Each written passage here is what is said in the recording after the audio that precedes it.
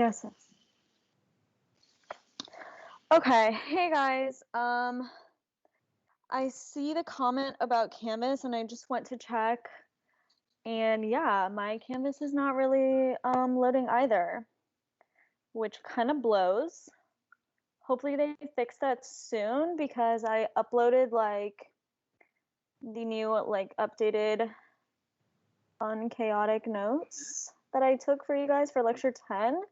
But worst case scenario, you can try to jot down anything like pertinent right now during the session, because I'm going to obviously screen share with those notes. And then you can write them like on the old notes if you already downloaded those or not.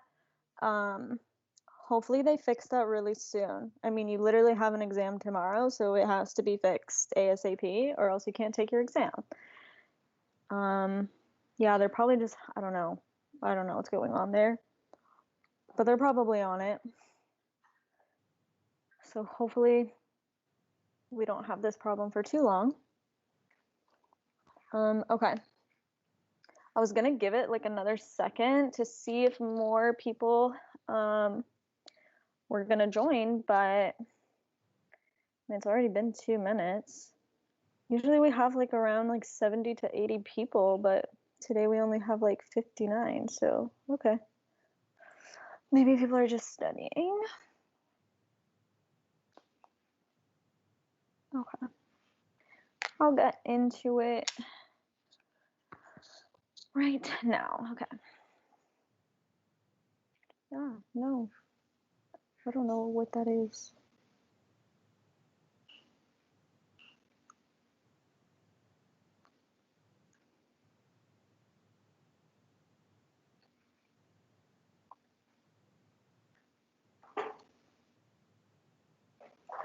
Okay. So it feels like forever ago that I watched this lecture and took these notes for you guys, because it kind of was. So bear with me. Okay. So we're going to talk about the diuretics again. We don't have to know any of the trade names. We only have to know the drug names, but we also have to know the drug classes. So for example, it's important to know like which drugs are potassium sparing, which drugs are going to be like potassium wasting, because if drugs are potassium sparing, then we obviously know that we're not going to want to combine them with an ACE inhibitor or an ARB, because we are at risk for having too much potassium. So that is like important to know as well. So we have carbonic anhydrase inhibitors like acetazolamide, osmotic diuretics like mannitol, high ceiling diuretics, those are loop diuretics, those are like the best. Furosemide, we have thiazide, thiazide-like. So we have hydrochlorothiazide or chlorothalidone. So the main difference between those two is like the half-life. Then our potassium sparing diuretics are going to be the aldosterone antagonists like spironolactone, which we will also talk about in lecture 10. And then the ENaC inhibitors like triamterene. And we also have vasopressin antagonists like conivaptan. And that's one of the few drugs that has more of an effect on water than it does on sodium. So that's also something important to know. And then we're going to have to know the different parts of the nephron, and we're also going to have to know where those specific diuretics are acting on the nephron. So I don't know, you guys are during exam week right now. Even if you have had a physio, well, you just took your physio test yesterday. So if you have or haven't watched the most recent physio lecture, you're getting into the kidneys. So I remember that like going through this lecture before having the next last exam block 3 for physio was kind of helpful, because it kind of gave me like a very basic introductory like view of the nephron, and then obviously we get more in depth in physio. So learning this now is also going to help you for block 3 for physio. So we have the glomerulus, we have our afferent arterial and our efferent arterial. We kind of talked about those last time. So if patients have arterial stenosis, then we're not going to give them an ACE inhibitor or an ARB. So this is our glomerulus. After the glomerulus, next segment, we have the proximal tubule. Then after the proximal tubule, we have the thin descending and then thin ascending limb. And then we also have the thick ascending limb, so loop of Henle there. Then we have the distal convoluted tubule, and then we have the like collecting tubule and the medullary collecting duct. We kind of just group those together as like the collecting tubule / collecting duct because they're kind of similar. And then that's what's making our urine. Canvas is up now for me. Oh, okay. So do you guys want me to just like quickly give you a second to try to download lecture 10 right now? Or do you guys want me to just like keep going? Because like I'll pause for a sec so that you guys can have all your stuff in order. Just let me know.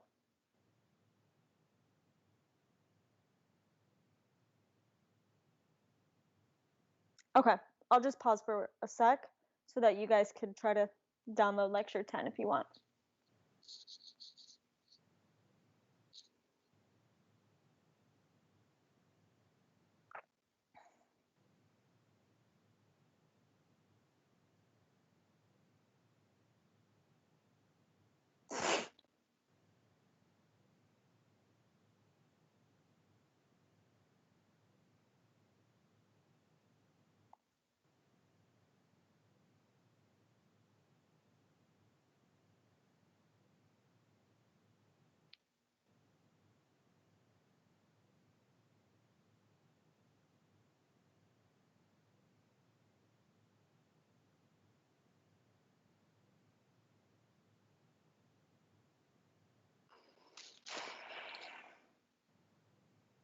I don't know like how much time you guys need, so maybe if you want to just give me like a thumbs up or something in the chat when you guys are ready. Was that physio exam a struggle for anyone else? It totally wrecked me. Oh, yeah, yesterday the palm, yeah. I remember thinking I literally failed that exam. I remember like being so nervous for that exam.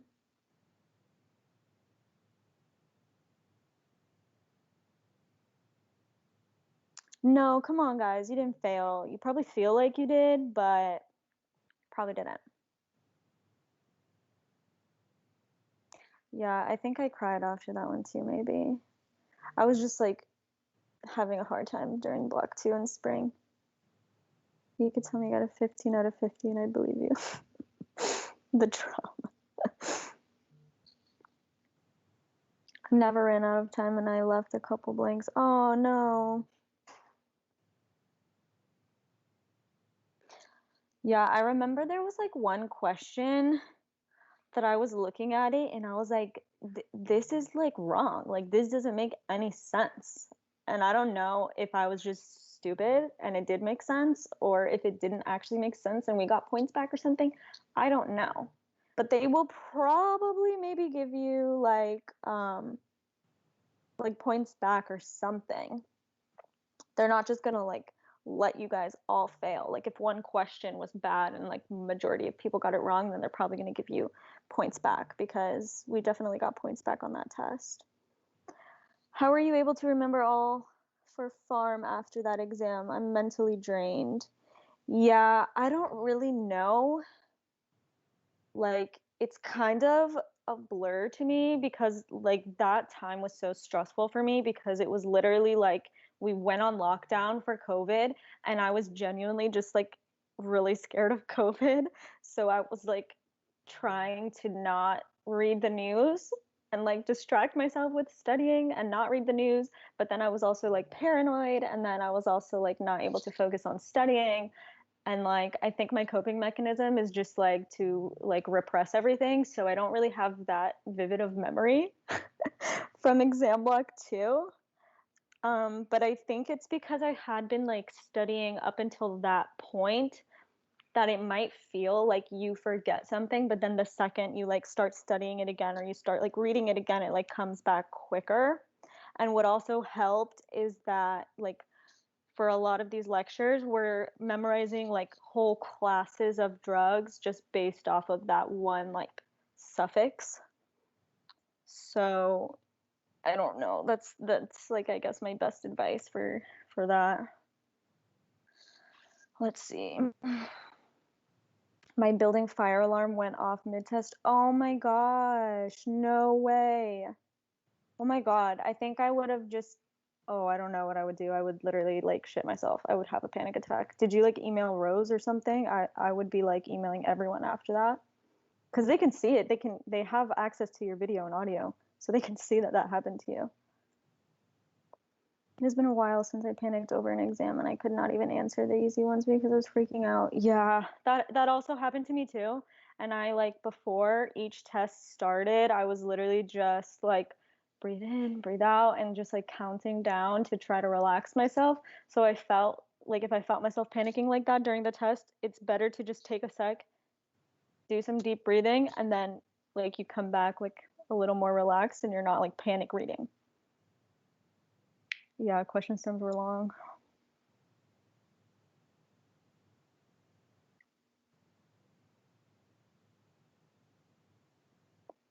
Do they curve the physio final grades as well as the individual tests? No. So like the tests are not, I don't know how to explain it because they didn't really explain it to us.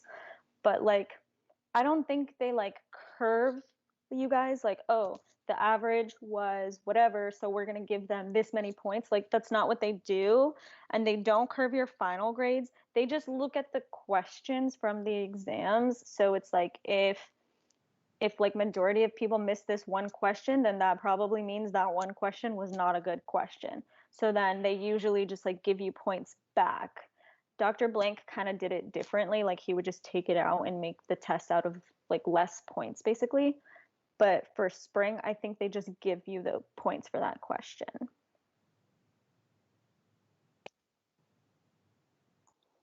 Okay. I feel like now we're good because we started this pause at 9:07 and now it's been like 6 minutes. So hopefully you guys were able to download everything and have everything ready. Last time seemed like they might have used a bell curve IDK because we all got different amounts of points back. Yeah, I don't really know. I'm not really like privy to like how they grade. All I know is what Rose told me from block 1 exam is that they just gave you guys points back for the underperforming questions. So it could be different from class to class, and I'm obviously not included in that decision-making process. So that's just the best answer that I could give you. I'm really not sure. But I do remember that that also happened to us. Like I had one friend who got accepted to med school already, so she like kind of dropped off, like didn't really care. Like she was just finishing her degree to finish her degree. And I remember she didn't study for the last pharm exam, and I think she literally like got so many points back that she ended up having the same grade as me, and I literally studied my ass off. I was so pissed. Is today cancer drug lecture part of the exam block 2? No, that's part 3. Okay, let's get into it though, because I feel like now we're gonna probably be over time. I'm gonna try to not go that far over, but it's been 7 minutes, so probably you guys were able to get everything downloaded. If you still have like exam block questions after, like I'll stick around and answer them for you guys. Okay. So now that we talked about the different parts of the nephron, let's talk about what they do.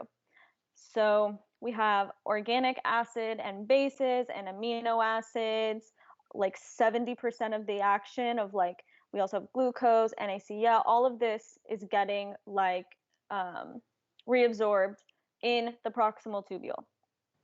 So that's important to know. And then it's important to know like which segments are going to be diluting segments, which segments are going to be like concentrating segments. So I wouldn't say to like memorize this slide maybe, but once we go like, for example, here, I would start knowing like these things. Okay, like here. Like these things, knowing these things down here is going to be very helpful. So like for example, organic solutes like glucose, amino acids, they 100% are reabsorbed in the proximal tubule. The other segments have very little capacity to reabsorb those. So if they don't get reabsorbed in the proximal tubule, they are going to end up in the urine. And then you see we have like 85% of HCO3 minus getting reabsorbed in the proximal convoluted tubule. And look at all of these other like ions that we have that are getting reabsorbed at like such a high percentage. So that's why I wrote on this slide that 70% of the action is happening in that proximal tubule. So that's like important to know. What's also important to know though is that like downstream segments of the nephron can compensate.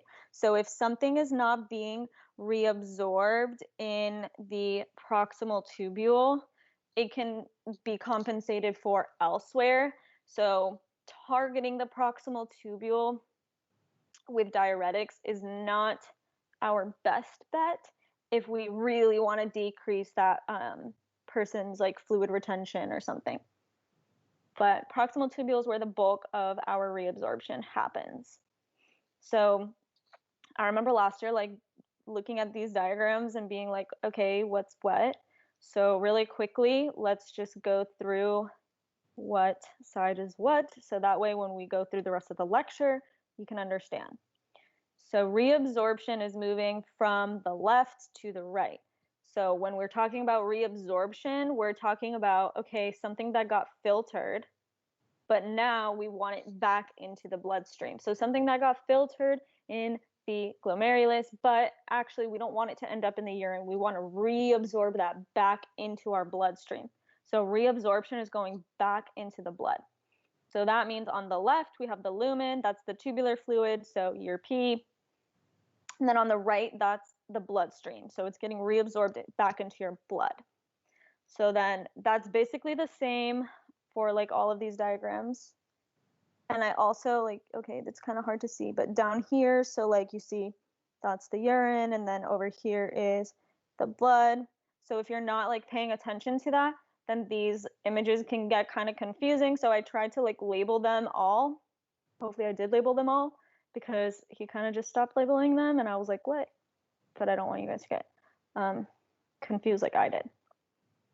Okay, so the proximal convoluted tubule, the diuretics that are acting here are going to be your carbonic anhydrase inhibitors, which is acetazolamide. I also tried to write the drug names next to like their classes, because for like the rest of the lecture, he sometimes just refers to each diuretic as like their class basically, but you have to also know the drug names. So I'm trying to like pair them as much as possible so you can word associate them. All right. So let's look at first what's going to happen normally. So normally we have a high amount of sodium outside of our cell, and then we have a low amount of sodium inside of our cell. So it's going to move down its concentration gradient from an area of high concentration to an area of low concentration. So that means sodium is going to want to move into the cell. So we have this like antiporter here that's going to utilize that, the energy from that, from sodium flowing down its concentration gradient to pump out this hydrogen ion. So it utilizes that energy, and the hydrogen ion leaves the cell and then enters the filtrate or like your urine with this antiporter. The proton that is now like pumped out is going to combine with bicarb, HCO3 minus, to form carbonic acid. Then carbonic acid can get broken down into CO2 and H2O, and the enzyme that does this is carbonic anhydrase. And then from there, like, can enter back into the cell. So like CO2 is a gas, it can like diffuse easily. Water can just enter through like osmosis and stuff. And then in the cell, we have carbonic anhydrase catalyzing the reaction of CO2 and H2O to form H2CO3, which will then split up into another proton and another bicarb. The bicarb that's then generated is using a symporter with sodium to leave the cell and enter the bloodstream, because bicarb is going to go pick up any excess protons that are in our bloodstream so that it can buffer our blood, because we know that the kidneys also help to buffer our blood as well. So it's using this symporter, the driving force of bicarb, to force that sodium against its gradient, because now that we've used sodium entering the cell to pump out that proton, now we have a lot of sodium in the cell, but we want to pump it back out so we can keep maintaining that gradient. And then we also have this ATP pump as well. So we're pumping out 3 sodium and pumping in 2 potassium to keep maintaining that gradient. So this is normally happening. We're maintaining this gradient so that we can pump out excess hydrogen ions. We can maintain our optimal blood pH. We're reabsorbing our sodium. Wherever we reabsorb sodium, water follows. And if we keep absorbing more water, then obviously we're going to have increase in blood volume, and that can also lead to increase in blood pressure. So sometimes we want to target this process to stop it from happening, to try to decrease blood volume and decrease blood pressure, right? So our carbonic anhydrase inhibitors, acetazolamide, they're going to inhibit this enzyme, so that if we inhibit this enzyme, we're disrupting this cycle, right? So Na and HCO3 are going to remain in the tubular fluid. So when we block this carbonic anhydrase, we're going to leave that carbonic acid, and it's not going to split up into CO2. It's not going to split up into H2O. So it's not going to come back into the cell. And if it's not going to come back into the cell, then it's not going to break up into the H+ ions or these other bicarb ions. So it's going to keep that carbonic acid in the tubular fluid. Okay, so pharmacodynamics, it's going to inhibit 85% reabsorption of this HCO3 minus. So that means that sodium and H2O are staying in the urine, because now we don't have any hydrogen ions needing to be pumped out. So then bicarb is our major buffer for our blood. So if we decrease its reabsorption, then we can affect our capacity to buffer our blood, because we're saying this bicarb and this sodium getting reabsorbed together back into the bloodstream. That bicarb is then going to enter the bloodstream and pick up any excess hydrogen ions that are in our blood to try to buffer our blood. But if we don't have carbonic anhydrase enzyme functioning, we're not going to have any more bicarb entering our bloodstream, because we're staying as carbonic acid in the tubular fluid. We're not breaking up into carbon dioxide. We're not breaking up into water. We're not getting reabsorbed into the cell, and we're not going to form bicarb. So then we're going to affect our capacity to buffer our blood, so then we can have an increase in hydrogen ions, and we can have the possibility of having acidosis. And then, because we said that the proximal tubule, it's the first segment, we can have compensation from other segments downstream from there. So it's not the best target for us. Okay, so now let's talk about the thin descending and thin ascending limb. So this is going to be your concentrating segment, the thin descending and thin ascending. So primarily, it's going to be water that's moving in this segment. So if we look, we don't really have much reabsorption of anything else, but we have water here. And it's less of a capacity to reabsorb water than previously, or I guess it's not listed here, but it has less of a capacity than other segments. So this diagram is a little bit different. So inside this little snake looking thing, that is going to be the urine. That's why it's yellow. So that's going to be inside the little tube, the limb. And that's where we're going to have all of our tubular fluid. So then everything around it, outside, that's going to be the blood. So I tried to label that here for you guys. So we have high interstitial osmolarity. So what that means is that we have so many like solutes that the water is going to want to flow out of the thin descending and ascending limb to try to like balance the osmolarity, right? So it's going to pull water out, and that means that that urine is going to be really concentrated with whatever solutes we are not reabsorbing. So the water's leaving here because of the high interstitial osmolarity. It's concentrating the urine in the thin descending, and then because of that, with the thin ascending here, now we see like this passive diffusion of NaCl. So if you can just think about it, wherever water goes, like the salt follows, right? Because if now the tubular fluid is like so concentrated because we lost all the water, then now the tubular fluid's more concentrated. So we're going to have some passive diffusion of NaCl, just trying to balance this out, just trying to reach like equilibrium. So then what we can do is we can have an osmotic diuretic like mannitol, and mannitol is going to, it can't enter the cells, so it's going to remain in that tubular fluid.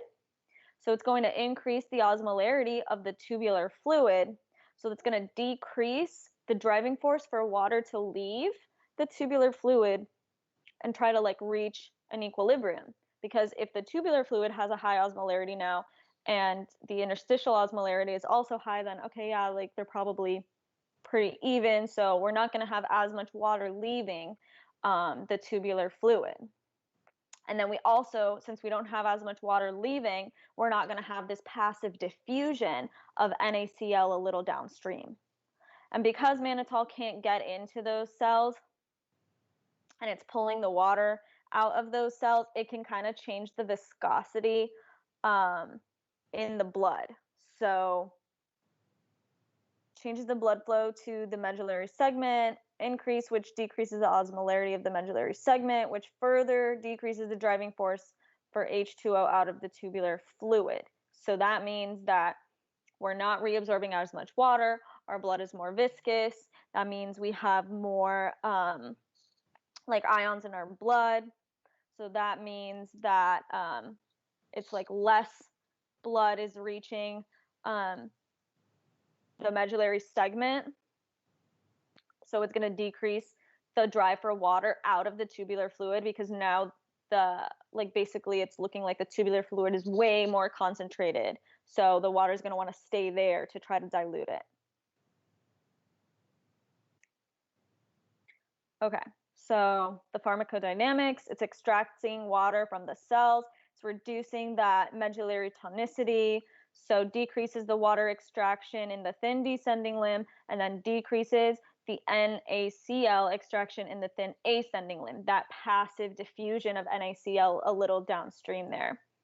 And then it's going to decrease osmosis in the proximal tubule, and effects may involve prostaglandins in the kidney. So that's why he was talking about like NSAIDs.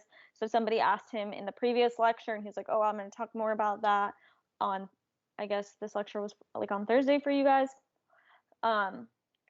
So something that disrupts prostaglandin synthesis, like an NSAID, is going to disrupt the ability of these diuretics to work. And then ACEs and ARBs also have some effect on the kidney, not as much as like these diuretics, but they do have some effect on the kidney, so they also need those prostaglandins to work. So if somebody is taking an NSAID and they're disrupting the synthesis of prostaglandins, they're not going to be as effective. So that's why we don't want to give somebody an NSAID who's on an ACE inhibitor, who's on an ARB, or some of these diuretics. So the diuretics that are affected by prostaglandins are going to be your osmotic diuretics, mannitol, the one we just covered. It's going to be your loop diuretics, furosemide, thiazide diuretics, and then that's hydrochlorothiazide and chlorothalidone, and then your potassium-sparing diuretics like spironolactone and triamterene. Okay, so aka we have our loop of Henle. Now we're going to talk, just to clarify, mannitol will help decrease H2O absorption back into the blood. Correct. So like what he means by this like high interstitial osmolarity, so like the further down you go like into the medulla of the kidney, the higher the osmolarity is. So it's trying to force the water like out of the urine basically by like thinking like basically the water's like, oh, I need to dilute this so that we can maintain an equilibrium. So like when we talk about like osmosis, the water is flowing from an area of like low solute concentration to an area of high solute concentration, right? So if it looks like we have so many more solutes like in the blood out here, the water is going to leave the tubular fluid, leave that urine and try to dilute it. So if we block that from happening, okay, yeah, good.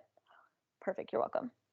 So basically mannitol is just making it look like the tubular fluid has higher, even higher interstitial osmolarity. So the water's not going to want to leave. Okay. So now let's talk about the thick ascending limb. So these are going to be our high ceiling diuretics or our loop diuretics. So the reason we call them high ceiling diuretics is because they're the most potent diuretics. So they're like the high ceiling of our diuretics. And that's going to be furosemide. So this is like the sweet spot in the kidney for having the best effect on reabsorption. That's why they are like the most potent high ceiling. Because we talked about the proximal tubule that we can have compensation like further downstream. So like that's not the best. But here we have like less compensation. So sodium in water can be regulated here, but it's distal enough that we don't really make up for it anywhere else, unlike with the proximal convoluted tubule. So this is our diluting segment. So as opposed to our concentrating segment, the concentrating segment is making the urine more concentrated. We're reabsorbing more water. Well, now the thick ascending limb is going to dilute the urine. So we're going to reabsorb more solutes now, so that we have less solutes in the urine, making it more dilute. So it's pulling out solutes, leaving the H2O. So now we have a more dilute urine. Okay. So again, here on the left, we have our urine side, and then on the right, we have our blood side. And then if we look here, this little green, that is going to be our symporter. So it's using the driving force of like sodium and chloride down their concentration gradient to drive potassium in. So all three of them are going into the cell. Then we have this ATPase, so we're going to have then sodium leaving the cell, because if we want to maintain that gradient, we have to eventually pump the sodium back out of the cell. Then we have potassium entering the cell. And then we have chloride also leaving the cell to maintain its gradient as well. And then potassium also leaves the cell through this transporter right here. So all the flow of these ions, the net effect of all of these ions flowing is that we are going to have a lumen positive potential. So it's going to repel cations like magnesium and calcium, because we have this net positive potential here. So a positive doesn't want to be with another positive. Opposites attract, right?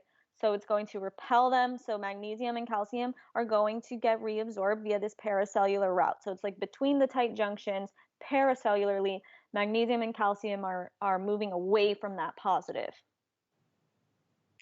But if we block the symporter, then we have no sodium, we have no potassium, and we have no chloride reabsorption. They're not going to be entering the cell. If they're not getting reabsorbed, they're going to remain in that tubular fluid. That is going to stop the reabsorption,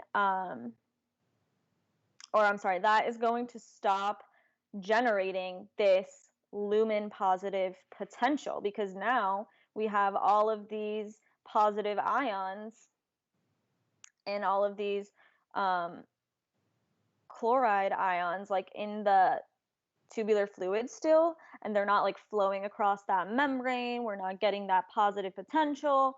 So we're going to like inhibit this positive potential, so then it's not going to really inhibit these other positive ions from trying to get away from it. So if we eliminate this positive potential, there's not really like a net charge in either direction, then those ions are perfectly fine staying where they are. They're not being repelled by anything. So this is a problem because of this magnesium reabsorption. So this is the main segment for magnesium reabsorption. Calcium can get reabsorbed in other areas, but this is the main segment for magnesium reabsorption. So if we have this high ceiling diuretic like furosemide blocking the symporter so that we no longer generate this positive lumen potential, so we no longer reabsorb magnesium, then we can be at like a deficiency because it's not going to get reabsorbed anywhere else.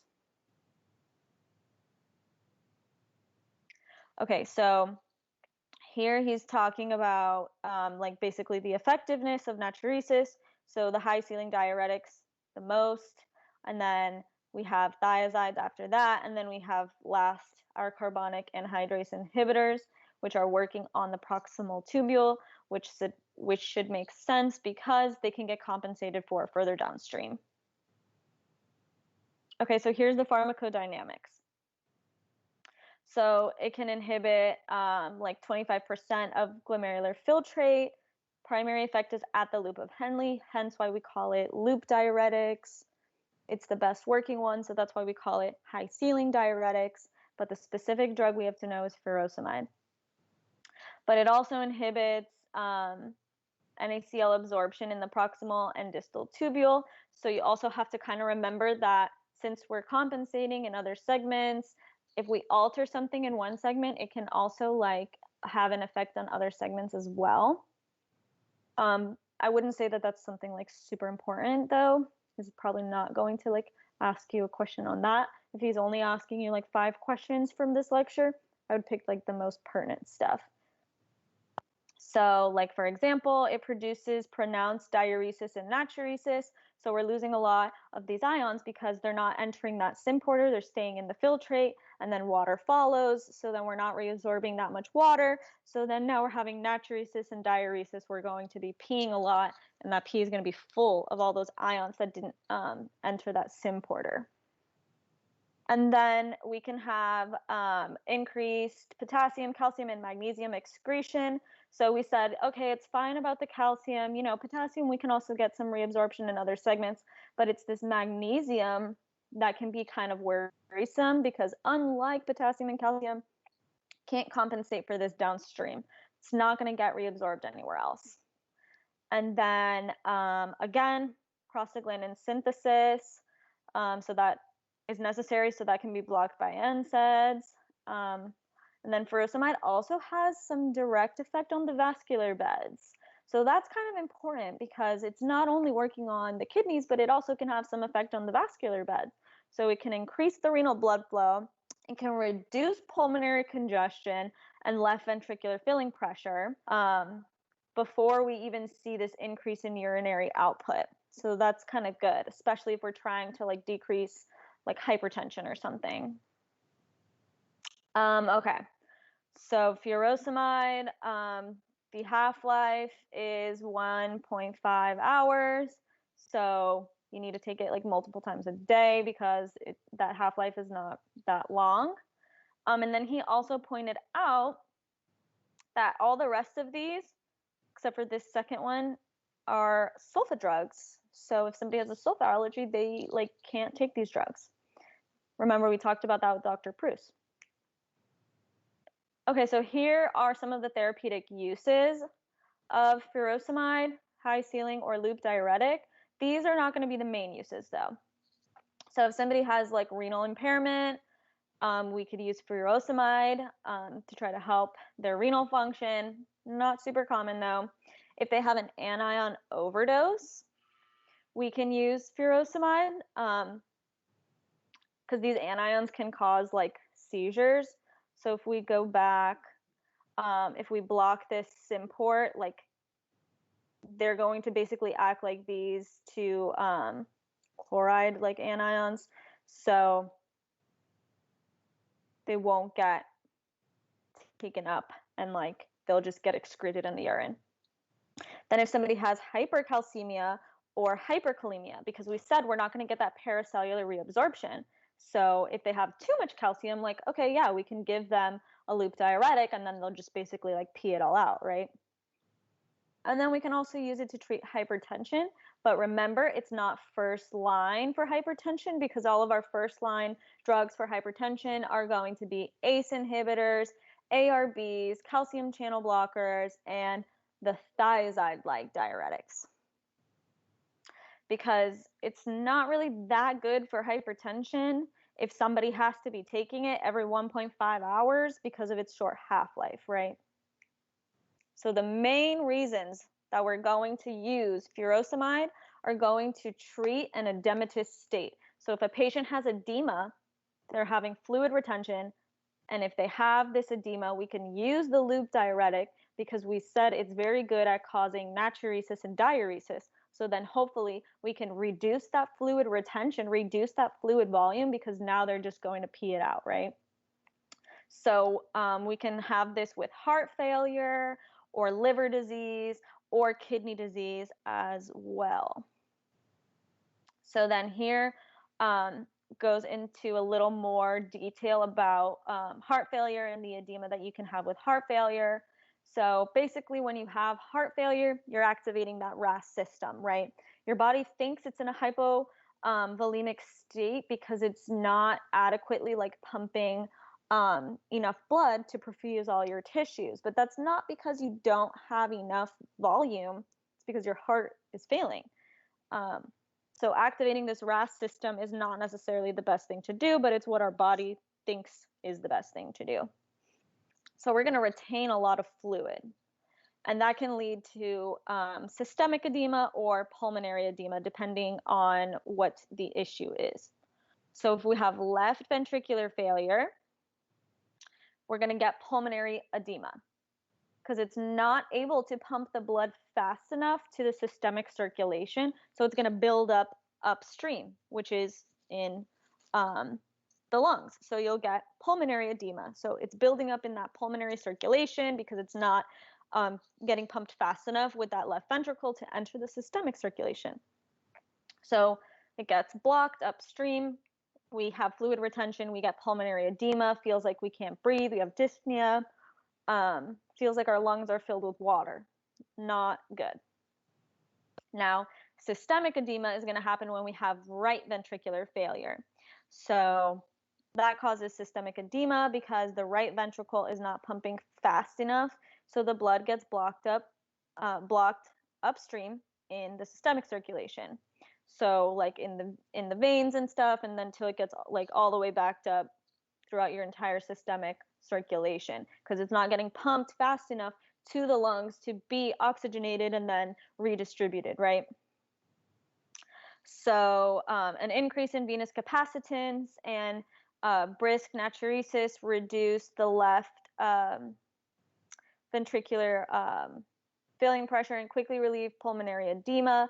In chronic congestive heart failure, we can reduce systemic and pulmonary edema, and we can reduce morbidity. But the reduction in mortality is not well established. So doesn't mean that we're going to increase the life expectancy of these patients, but we're able to make them kind of like feel better and be in less pain, and maybe reduce disease progression. Okay. So if we have structural damage of the heart, we're going to have a diminished cardiac output. We're just not going to be pumping like as efficiently. So we're going to have a reduced renal pressure and blood flow. Then your kidney is going to be like, oh, I don't have enough blood pressure. I'm hypovolemic, I'm going to activate this renin, angiotensin, aldosterone system so that we can start retaining more fluid. Once we retain more fluid, hopefully our blood volume will increase enough, and then we'll have enough blood pressure again. So then we retain salt, we retain water. So then, yeah, that does expand our volume. So we're going to have an increase in preload. So we're going to have an increase in venous return, and we'll have a temporary improvement. But once this system keeps happening and keeps happening and keeps happening, we're going to develop edema. We're going to have this constant increase in preload, and that can cause more structural damage to the heart and like progress the disease state. So here's some precautions when we are treating heart failure. So we said one of the main functions for furosemides, these high ceiling loop diuretics, going to be treating heart failure, but there's some things we need to be careful of. Cardiac output may be impaired if high filling pressure is necessary. So this is particularly important in right ventricular failure. So we need to be careful because if they depend on that venous return that's causing that high filling pressure in order to be pumping out enough volume of blood, and we give them this drug and then we decrease that and volume deplete them so much and they can't pump out enough blood, their cardiac output is going to decrease so much and then they can die.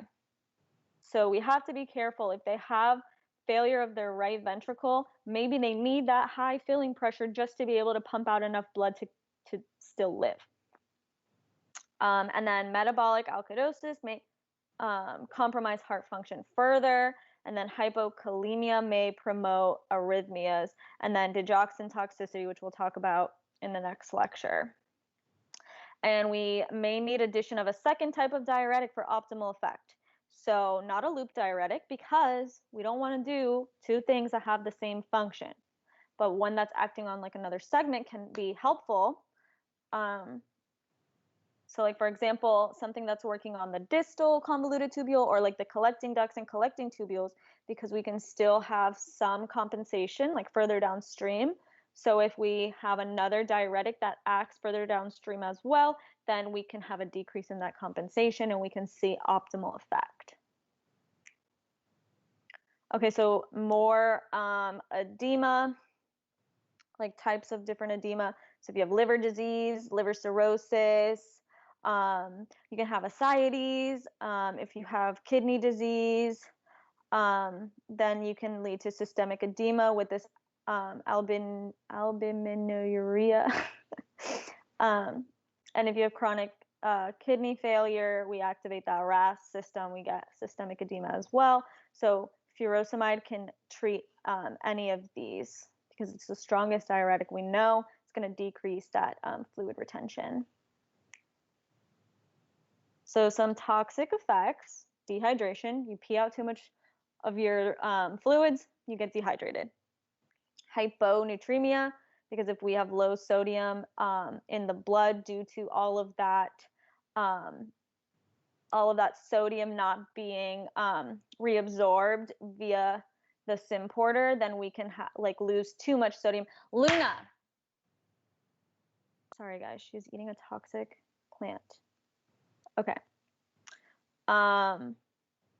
If you guys weren't awake, hopefully that woke you up. Okay. And then this is more likely if water intake is increased due to thirst. So if you're losing so much, sorry if that scared you guys.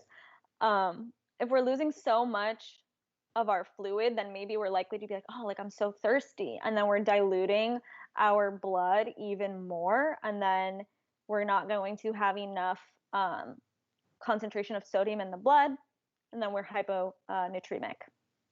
We can have hepatic encephalopathy and hepatorenal syndrome.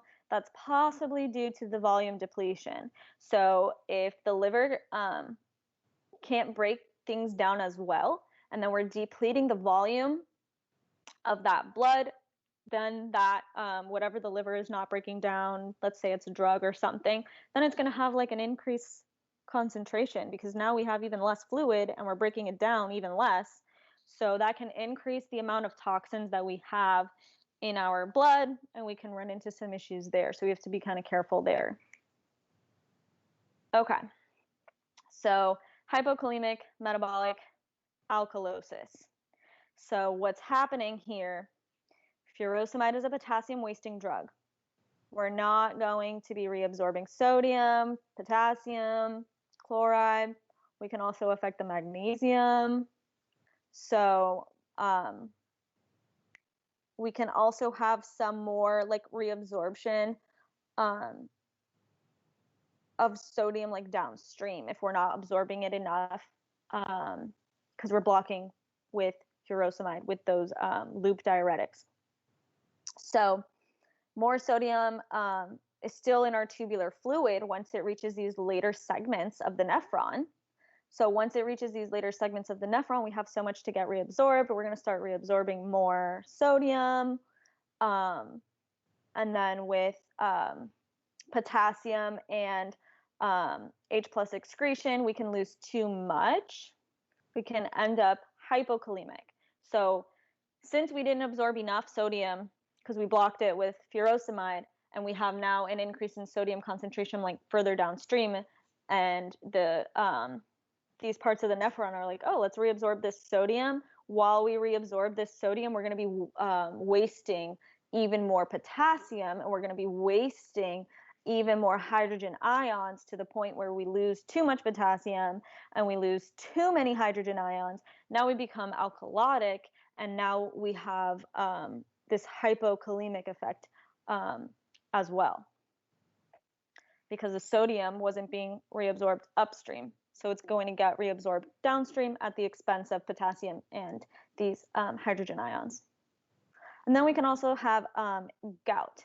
So anytime that we're like dehydrated, the body reabsorbs uric acid to try to like retain water and retain that fluid. If we have a buildup in uric acid, we can have these uric acid crystals and we can have gout. Okay, so drug interactions, so digoxin, which we're going to talk about in the next lecture. We can have arrhythmias due to that hypokalemia because we said we're wasting all of that potassium. We're not reabsorbing any potassium here. And then further downstream, since we didn't reabsorb any of that sodium, now we're wasting even more potassium to try to reabsorb that sodium. So then we can end up being hypokalemic, and then we can increase the toxicity of digoxin. And then again, NSAIDs inhibit prostaglandin synthesis, which is required to have its full effect.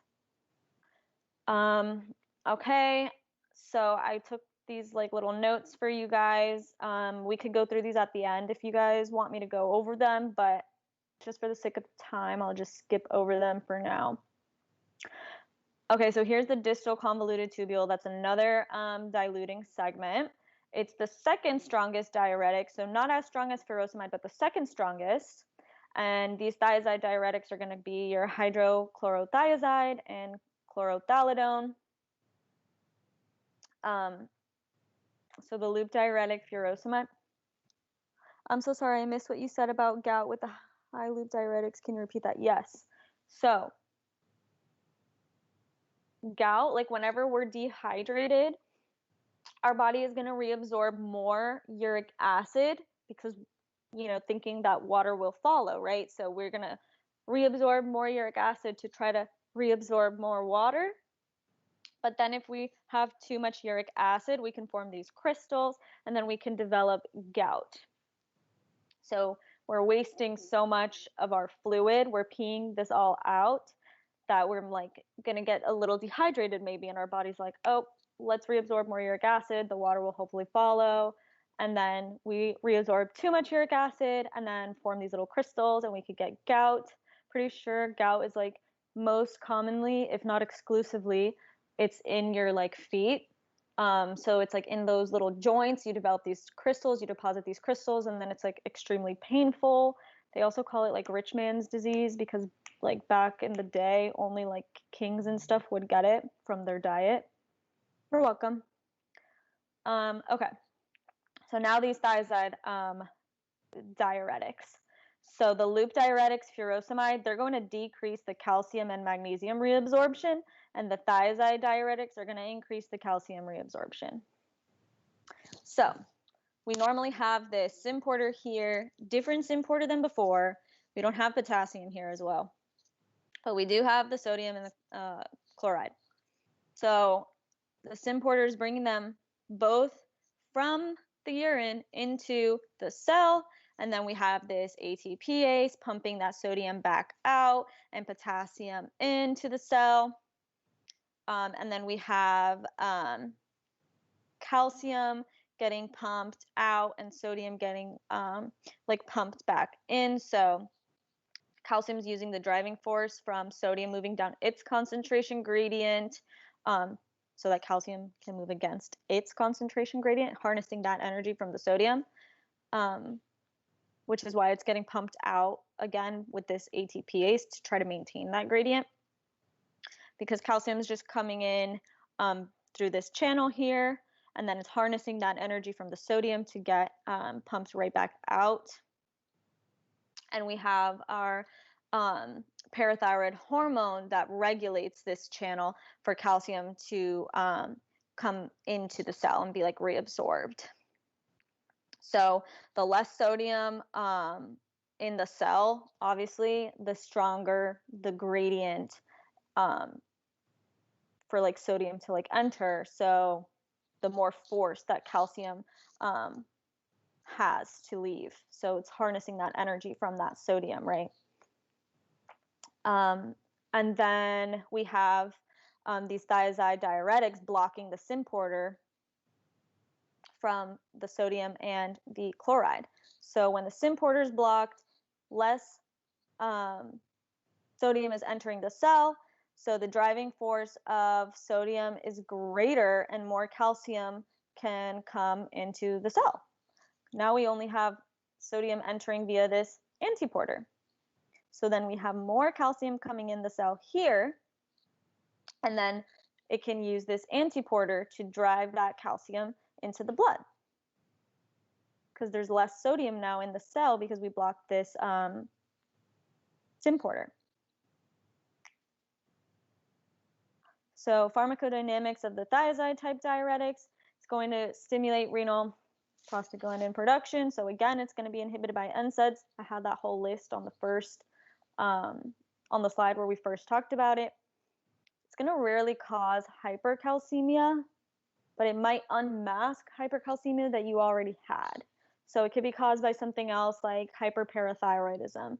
So it's not going to cause excess like calcium in the blood on its own, but if you already have hyperparathyroidism and it's already like regulating how functional this channel is and you already have more calcium entering, then we block this symporter, and now this antiporter is working overtime to bring calcium into the blood, it will unmask this hypercalcemia you already had.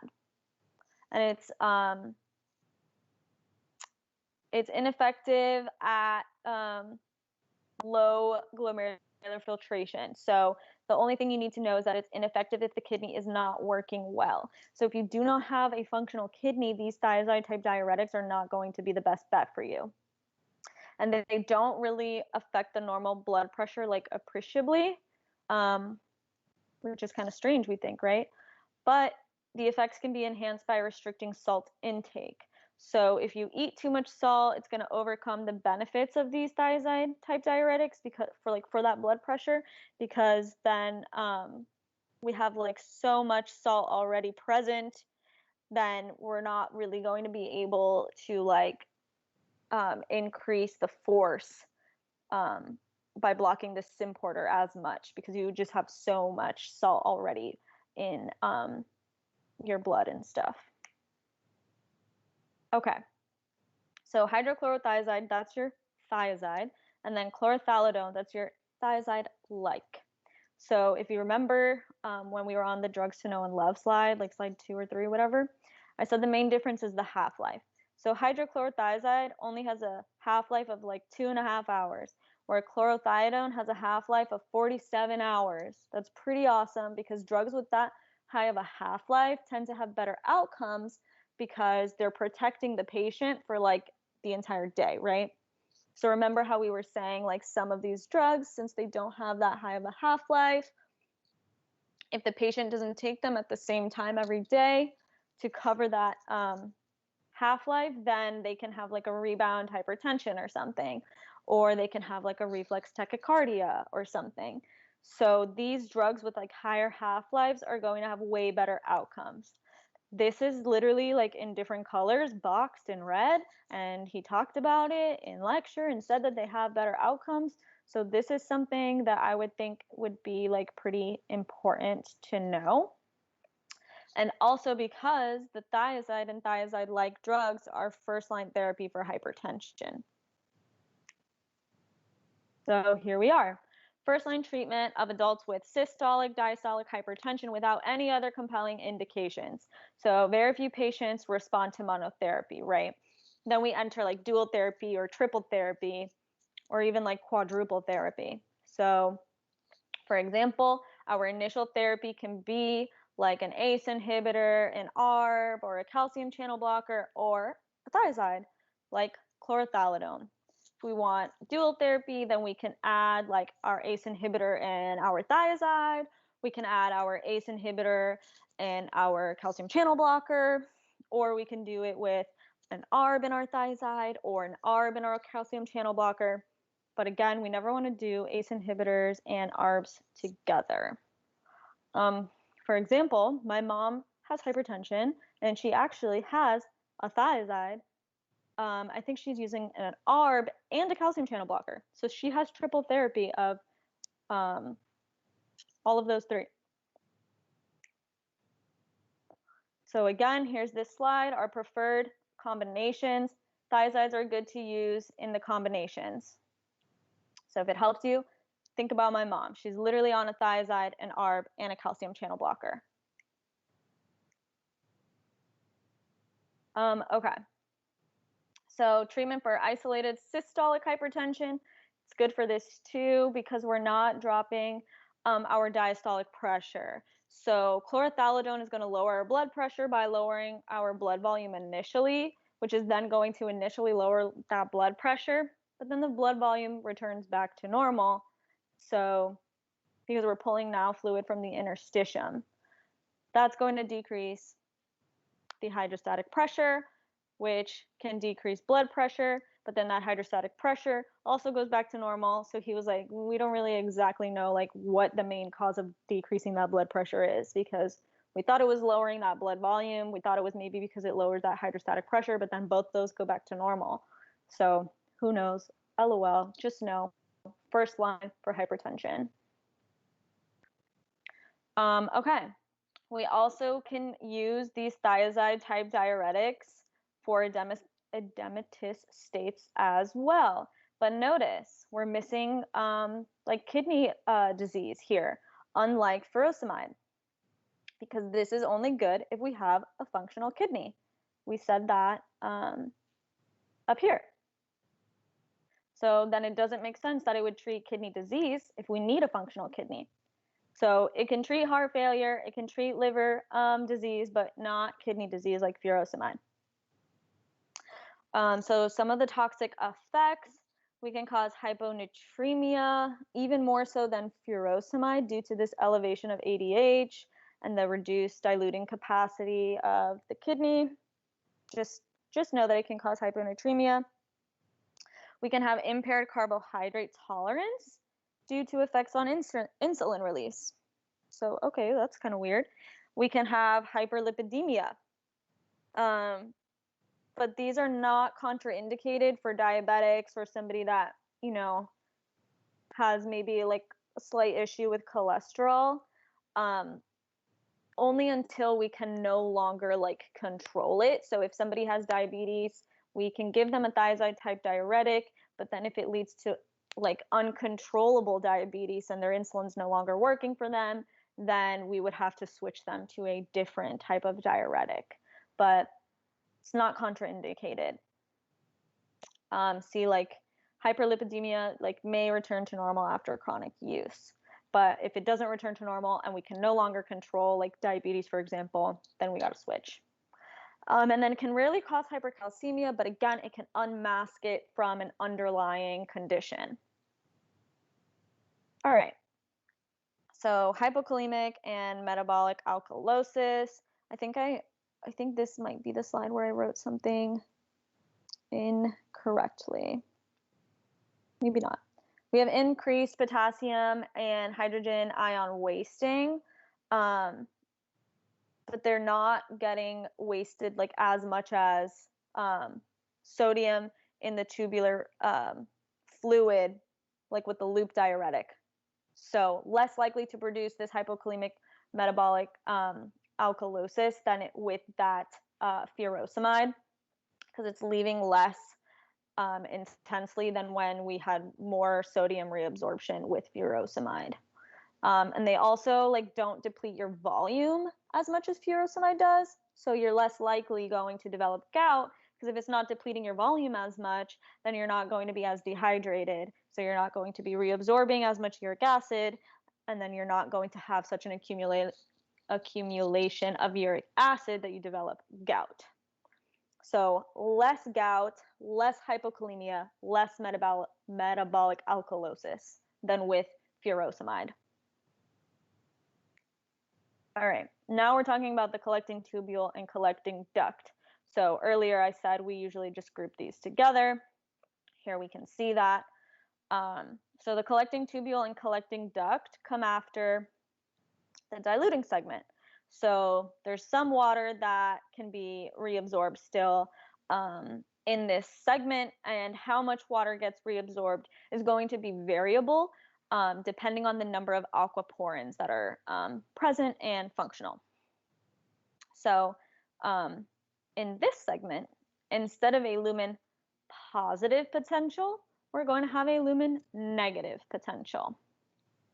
So we have these ENaC channels. Okay, tongue-tied. Epithelial, sodium channel, ENaC. That's going to bring sodium into the cell. When it brings sodium into the cell, then we have, again, another ATPase bringing sodium like back out to maintain that gradient. When we bring sodium into the cell, it's leaving this like negative charge. So that's how we develop this lumen negative potential. And again, a negative charge doesn't want to be with a negative charge. A positive charge doesn't want to be with a positive charge. Opposites attract. So now we have this like chloride with a negative charge wanting to like move away from this negative potential here. So it's going to have this paracellular route of absorption due to that lumen negative potential. So then we're going to have some absorption of chloride. And then because we had sodium being brought out of the cell and then potassium being brought in with this ATPase, then we also have potassium leaving through its channel as well, just to maintain those gradients. And then down here we have this antiporter bringing the chloride back into the cell so that we could bring bicarb out and then pick up all those excess H+ ions in the blood. Once bicarb picks up those H+ ions in the blood, it can come back to these cells and split back into bicarb and H+, and then bicarb can leave and go pick up more H+, and the H+ can be excreted into the tubular fluid so that we can buffer our blood and maintain our pH. So then here we see that we have this ATPase pumping out these H+ ions into the tubular fluid. That is also going to be due to this negative lumen potential. It's like making it less difficult for the ATPase to pump out those hydrogen ions. So now, when we inhibit this ENaC channel with our ENaC inhibitors, aka triamterene, which is a potassium-sparing drug, then we're not going to have sodium entering the cell. If we don't have sodium entering the cell, then we don't need this ATPase to pump it out and pump potassium back in. So we're not going to have potassium leaving into the tubular fluid. So we're sparing all of our potassium. we're going to get rid of this lumen negative potential. If we don't have this lumen negative potential anymore, then we don't have any more hydrogen ions being pumped into the tubular fluid, because it was that negative potential that allowed this ATPase to be able to pump those hydrogen ions out into the tubular fluid. So when the ENaC is blocked, there's no more sodium reabsorption, no more lumen negative potential, so potassium and H plus don't leave. Those ions build up and they can cause acidosis. So the pharmacodynamics, we have weak natriuretic and diuretic properties. It has antihypertensive properties relative to the thiazides, because the thiazides are first-line antihypertensives. Again, dependent on prostaglandins, so they could be inhibited by NSAIDs. The effects are additive with thiazides, though, because this is a segment further downstream, so it can help to inhibit decompensation. And it also can be additive with loop diuretics as well, because they're acting on different segments.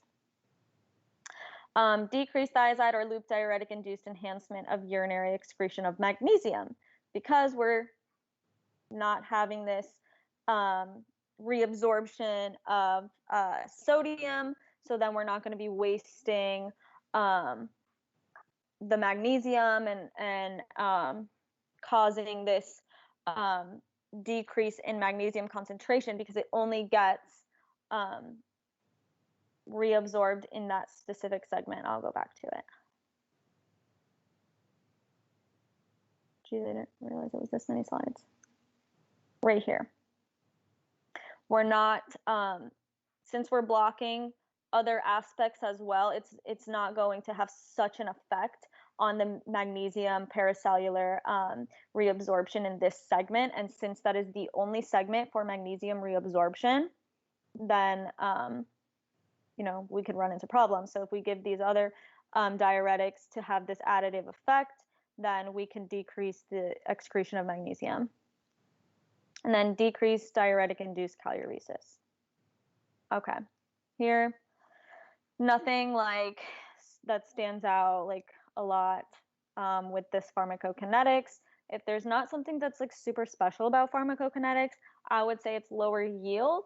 But if we're talking about something having like a crazy half-life compared to something else, then that's when things start to get important. So like, especially if they're like in different colors or like boxed in red or something. Okay, so therapeutic uses of the ENaC inhibitors like triamterene, combination therapy with other diuretics for hypertension and edema, like we said. Lithium-induced diabetes insipidus. So because lithium can be absorbed by ENaC channels as well, if we inhibit them, then we don't absorb as much lithium. And also Little syndrome. So people with Little syndrome have an overexpression of those ENaC channels, or maybe they don't have an overexpression, maybe they just have overactive, one of the two. They are reabsorbing way more sodium.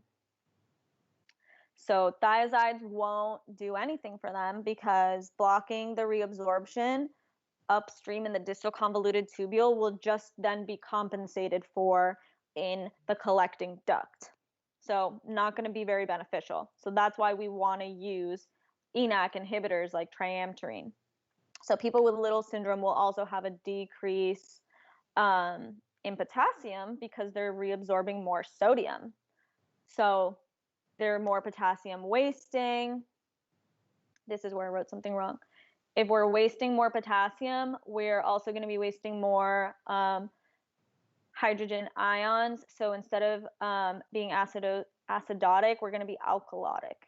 And I think I wrote that wrong because he misspoke in lecture, and I just word for word wrote down what he said in lecture. But remember, if we're reabsorbing more sodium, then we're going to be wasting potassium and hydrogen ions to be able to reabsorb that sodium. It's like an antiport. If we're absorbing the sodium, we're wasting the potassium and the hydrogen ions. So we will be hypokalemic and we will be alkalotic.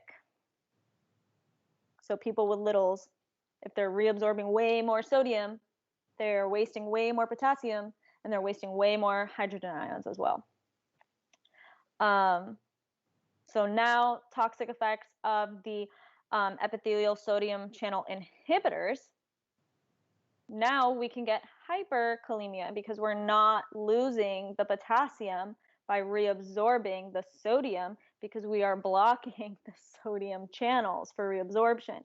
So we're not wasting as much potassium, so we can have too much potassium. And then we can have hyperchloremic metabolic acidosis, because if we're not wasting the, where is it? We're not wasting those H plus ions, they build up, and then we can be acidotic. Okay, so contraindications and drug interactions. So contraindicated for patients with or at risk of developing hyperkalemia. So obviously, we don't want to give a drug that's going to spare the potassium if somebody already has or is at risk of having too much potassium. So then it's also going to be contraindicated in patients receiving other potassium-sparing diuretics, ACE inhibitors, or potassium supplements. It's not absolutely contraindicated, but it's not our best option, because that's actually something that we really look out for. So it has to be like a special case where we would give somebody a potassium-sparing diuretic like triamterene if they're on an ACE inhibitor, or other potassium-sparing diuretics as well. Okay, so we've seen this slide before. We know all of this. If we have a decrease in our blood pressure, we increase our sympathetic output, increase heart rate, increase contractile force, and we activate the RAS system to try to increase the blood volume and try to increase our cardiac output. Okay, so spironolactone. Am I missing a slide here? Oh, no, okay. So spironolactone is going to be an aldosterone antagonist. I guess that's right. That's why we brought it up, because spironolactone is an antagonist of this. So if we're antagonizing aldosterone, we're not going to be increasing that blood volume. So that's the mechanism of action of spironolactone, but it's a pregnancy category D. So don't want to give that to somebody who is pregnant. So now let's get into the specifics of how it interacts in the cells in the segments of the nephron. So here, aldosterone antagonist, spironolactone, similar to ENaC because it's also going to be potassium sparing. So here we see this potential. Here we see chloride getting reabsorbed via this paracellular route. Here we see sodium entering, potassium leaving, because we have aldosterone, right? So when we feel like we are hypovolemic and we increase our aldosterone levels, like via activation of that RAS system, aldosterone is going to increase the number of ENaC channels on the surface.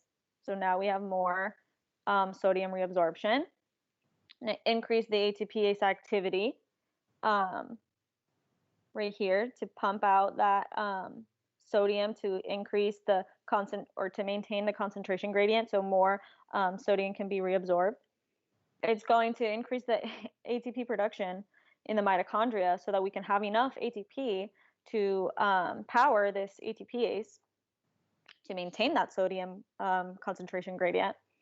And it's going to increase the amount of potassium that we're losing, because we're using potassium in the reverse fashion to reabsorb this sodium, but we have to lose this potassium to maintain that gradient in the cell. So we're going to be excreting more potassium as well. So if we have an antagonist that's blocking the aldosterone receptor, then aldosterone is not being able to exert all of these effects in the nephron. now we're going to have decreased sodium reabsorption, decreased potassium wasting, and decreased hydrogen ion loss. So it's an antagonist, so we know that it's blocking aldosterone from binding to its receptor and exerting its effects. It's going to have similar pharmacodynamics to the ENaC inhibitors. They're both going to be potassium sparing, and it's going to inhibit cardiac remodeling, because we know activation of that RAS system alone has some effects on remodeling. So therapeutic uses of aldosterone antagonists, we can use it as a combination therapy with other diuretics again for hypertension and edema, because it's going to reduce the compensation further downstream. So with heart failure, we're going to decrease morbidity and decrease mortality and decrease arrhythmias. We also said that the RAS system causes remodeling in and of itself. So if we have spironolactone antagonizing part of that RAS system, makes sense that we would decrease morbidity and mortality, because now we're working on the remodeling aspect, which leads to that disease progression. And then for hepatic cirrhosis, it's like a pseudo hyperaldosteronism when we have hepatic cirrhosis. So aldosterone is broken down in the liver. When we have cirrhosis of the liver, we're going to have liver dysfunction. We're not going to break down aldosterone as effectively. So we're going to have an increase in aldosterone concentration. If we have increased aldosterone, we're going to be retaining more sodium and more water. So that's why spironolactone, being the antagonist, will block aldosterone from exerting its effect on the receptors. So that's why spironolactone can be useful for hepatic cirrhosis, since it's considered this like pseudo hyperaldosteronism. And then furosemide cannot be used alone to treat hepatic cirrhosis. Since it is this pseudo aldosteronism, we need an aldosterone antagonist to treat. So spironolactone for that.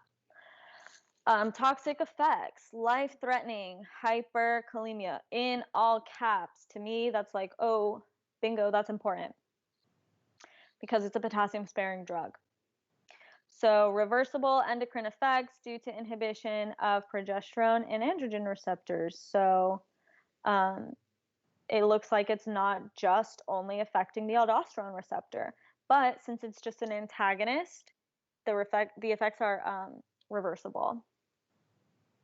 And then we can have metabolic acidosis because we're not excreting as much of those hydrogen ions as well. So contraindications for patients at risk of developing or with hyperkalemia. And then contraindicated in patients receiving other potassium-sparing diuretics. Can be used with caution in combination with ACE inhibitors, but not an ACE inhibitor and an ARB. So we'll talk about that in the next lecture with some of the exceptions that we have. But it should make sense that it's contraindicated in patients receiving other potassium-sparing diuretics, because then we'll build up too much potassium. And then again, with caution in people using ACE inhibitors, because maybe it can be beneficial as long as we're monitoring the levels of potassium in that patient to make sure that they're not getting too high, then, it can be okay. But if we're using an ACE inhibitor and an ARB together in some special cases, we are absolutely not going to use spironolactone, because we're using a potassium-sparing diuretic at that point, and then an ACE inhibitor and an ARB, which are both known to have a side effect of hyperkalemia. So that could just be like catastrophic. And then NSAIDs may decrease efficacy. So again, another diuretic that's affected by NSAIDs. And then we could have some CNS effects as well. All right. So now we also have our vasopressin antagonist. That's going to be conivaptan. Vasopressin, aka, is antidiuretic hormone. Antidiuretic hormone is what makes you like not go to the bathroom, like not pee. So if we're not going to pee, then we're going to be retaining that fluid, right? So this is the segment, if you guys remember from slide 3 when we were talking about drugs to know and love list, I said conivaptan is like one of the only drugs that wastes water without wasting sodium. Because most of the other diuretics that we talked about are like inhibiting sodium or something else. And they're not only affecting just water. Conivaptan, though, is different. So we have these aquaporins, and then when we have vasopressin, we increase that. So here you can see vasopressin stimulating water to flow through those aquaporins. So that way we're not going to lose as much fluid in our urine. So if we have conivaptan, which is an antagonist to vasopressin, we're not going to be reabsorbing as much water through these aquaporin channels. So then we're going to leave that water in the tubular fluid so that it can just be peed out, basically. So conivaptan is going to decrease the amount of water that we reabsorb without having any effect on the amount of sodium that's being reabsorbed, because it's only affecting the water through these aquaporin channels. Okay, clinical uses, if we're like hypervolemic or if we're hyponatremic. So if we have too much fluid and not enough solute in our blood, we can be hyponatremic. So then we would want to decrease the amount of water that we're reabsorbing. We want to rather pee out all of that water, but we don't want to affect the amount of solutes that we are reabsorbing because we're already hyponatremic. So conivaptan can be used to treat hyponatremia, to lose the water, keep the solutes. And then heart failure with hypervolemic, hyponatremic symptoms as well. You can have orthostatic hypotension, though, as a side effect. Okay, so discuss the physiological effects of vasopressin antagonists. Oh, we're not doing that. Okay. Okay, here, this is important. Yeah, and then that's the questions. Okay, this is important, guys. You have to know this. So I tried to like write, so for example, like he says thiazide right here. So I tried to write, okay, these are the thiazide drugs. And then I tried to maybe write like little descriptions here about why certain things are being added or substituted. So if we look up top here, these are all of the pathologies, like the conditions that we're trying to treat. So for example, if somebody has mild congestive heart failure, but they still have good kidney function, then we can give them a thiazide. If the thiazide is not working though, we will switch to a loop diuretic. If it's still not working, we can increase the frequency of that loop diuretic because it has that very short half-life, so we'll just increase the frequency. However, if that is still not working, then we can have addition of that thiazide again, like add back that thiazide. So now we have the increased frequency of that loop diuretic and we added back the thiazide we originally switched from. Then if that's still not working, then we can add a potassium sparing. And then if that's still not working, then we just like switch to IV infusion of the loop diuretic. So that's the path for mild congestive heart failure. So then now if we look at cirrhosis, remember we said we need to treat with spironolactone because it's like that pseudo-aldosteronism. So we need to have the aldosterone antagonist. So we first have to treat with spironolactone. If that's still not good enough, then we can maybe switch if it's still not good enough, we can add a loop diuretic. See, we have this plus sign. We don't switch because we need that spironolactone to antagonize the effects of aldosterone. But if it's not good enough, then we can add a loop diuretic, aka furosemide. And then from there, the same path. If it's not improving, then we can increase the frequency of that loop diuretic, and then follow that same pathway. Now for moderate or severe congestive heart failure, we skip over the thiazide and we immediately go to the loop diuretic. And then if it's still not working, we increase the frequency and then follow that same pathway. Same for nephrotic syndrome and same for chronic renal failure. So if you remember this pathway starting from loop diuretic down, and then you know that these three pathologies, just follow that pathway. And then there are two exceptions. With cirrhosis, we start with spironolactone and then we add loop diuretic if it's not working, and then we follow the rest of that pathway. And then with mild congestive heart failure, we first start with the thiazide, and then that's not working, we switch to a loop diuretic and then follow that pathway. If you guys remember it like that, then you should be able to answer like any of the exam questions that might come up on this. But this is important. I think this could show up on your exam. It could be like one question or something on your exam. So I would definitely know this. Okay. So let's get into your practice questions. Yeah, Ivy? Yes. So for that, when you end up adding the loop diuretic at the very end, that's basically three drugs at that point, right? All at once? Or sorry, the case sparing, not the loop diuretic, sorry. When you add the case sparing? Yeah, it would be the loop diuretic, then plus your thiazide, so then now that's 2, and then plus your potassium sparing, so yes, that is 3. And then if that's still not working, discontinue that and then start IV infusion of the loop diuretic. All right, thank you so much. You're welcome. Okay. That was rough, guys. That was a lot of stuff. Sorry it took so long, but we're going to get going on our questions. Why is this not doing it for me? Bro, come on.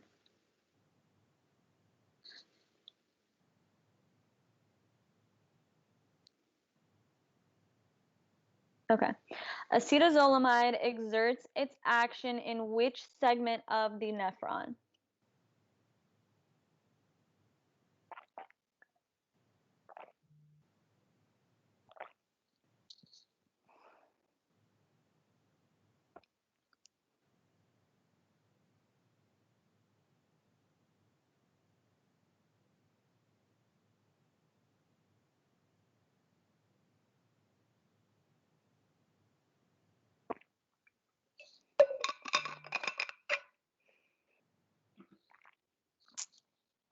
Okay, looks like you guys are saying A. That is correct. That's going to be the proximal tubule. Which of the following segments of the nephron is the best to target to have maximal effect on reabsorption? Hint, high saline diuretics act here.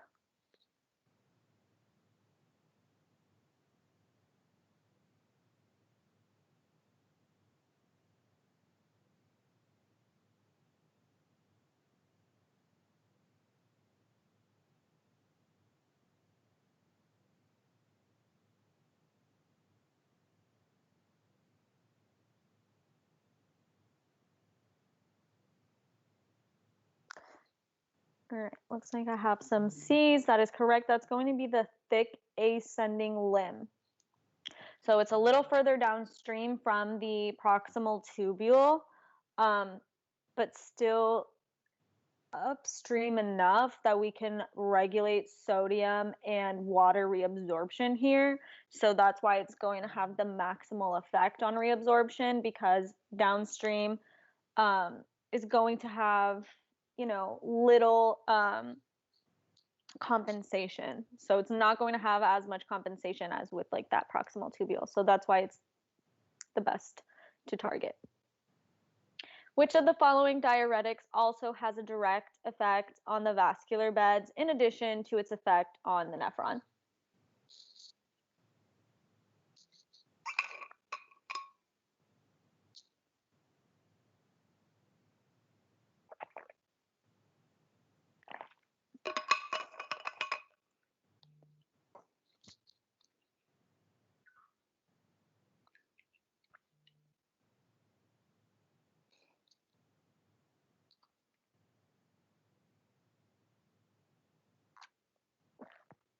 Okay.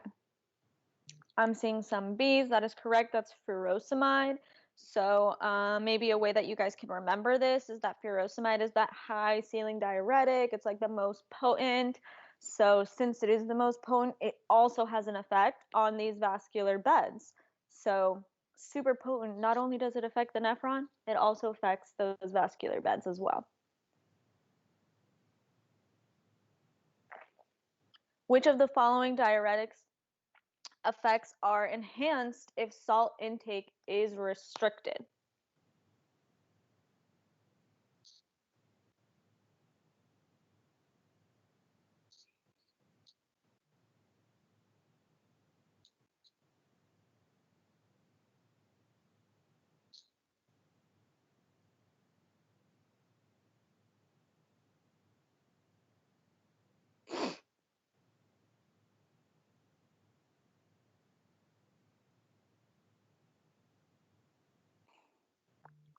So the correct answer is going to be A. It's going to be those thiazide-like drugs.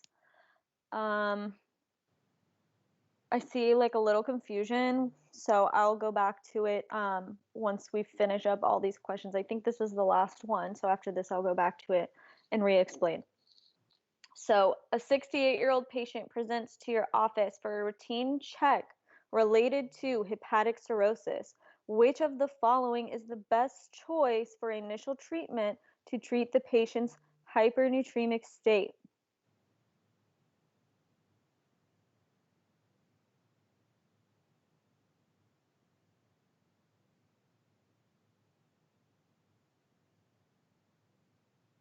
Yeah, that's going to be spironolactone because you have that pseudo aldosteronism via the dysfunction of the liver, not breaking down aldosterone as much.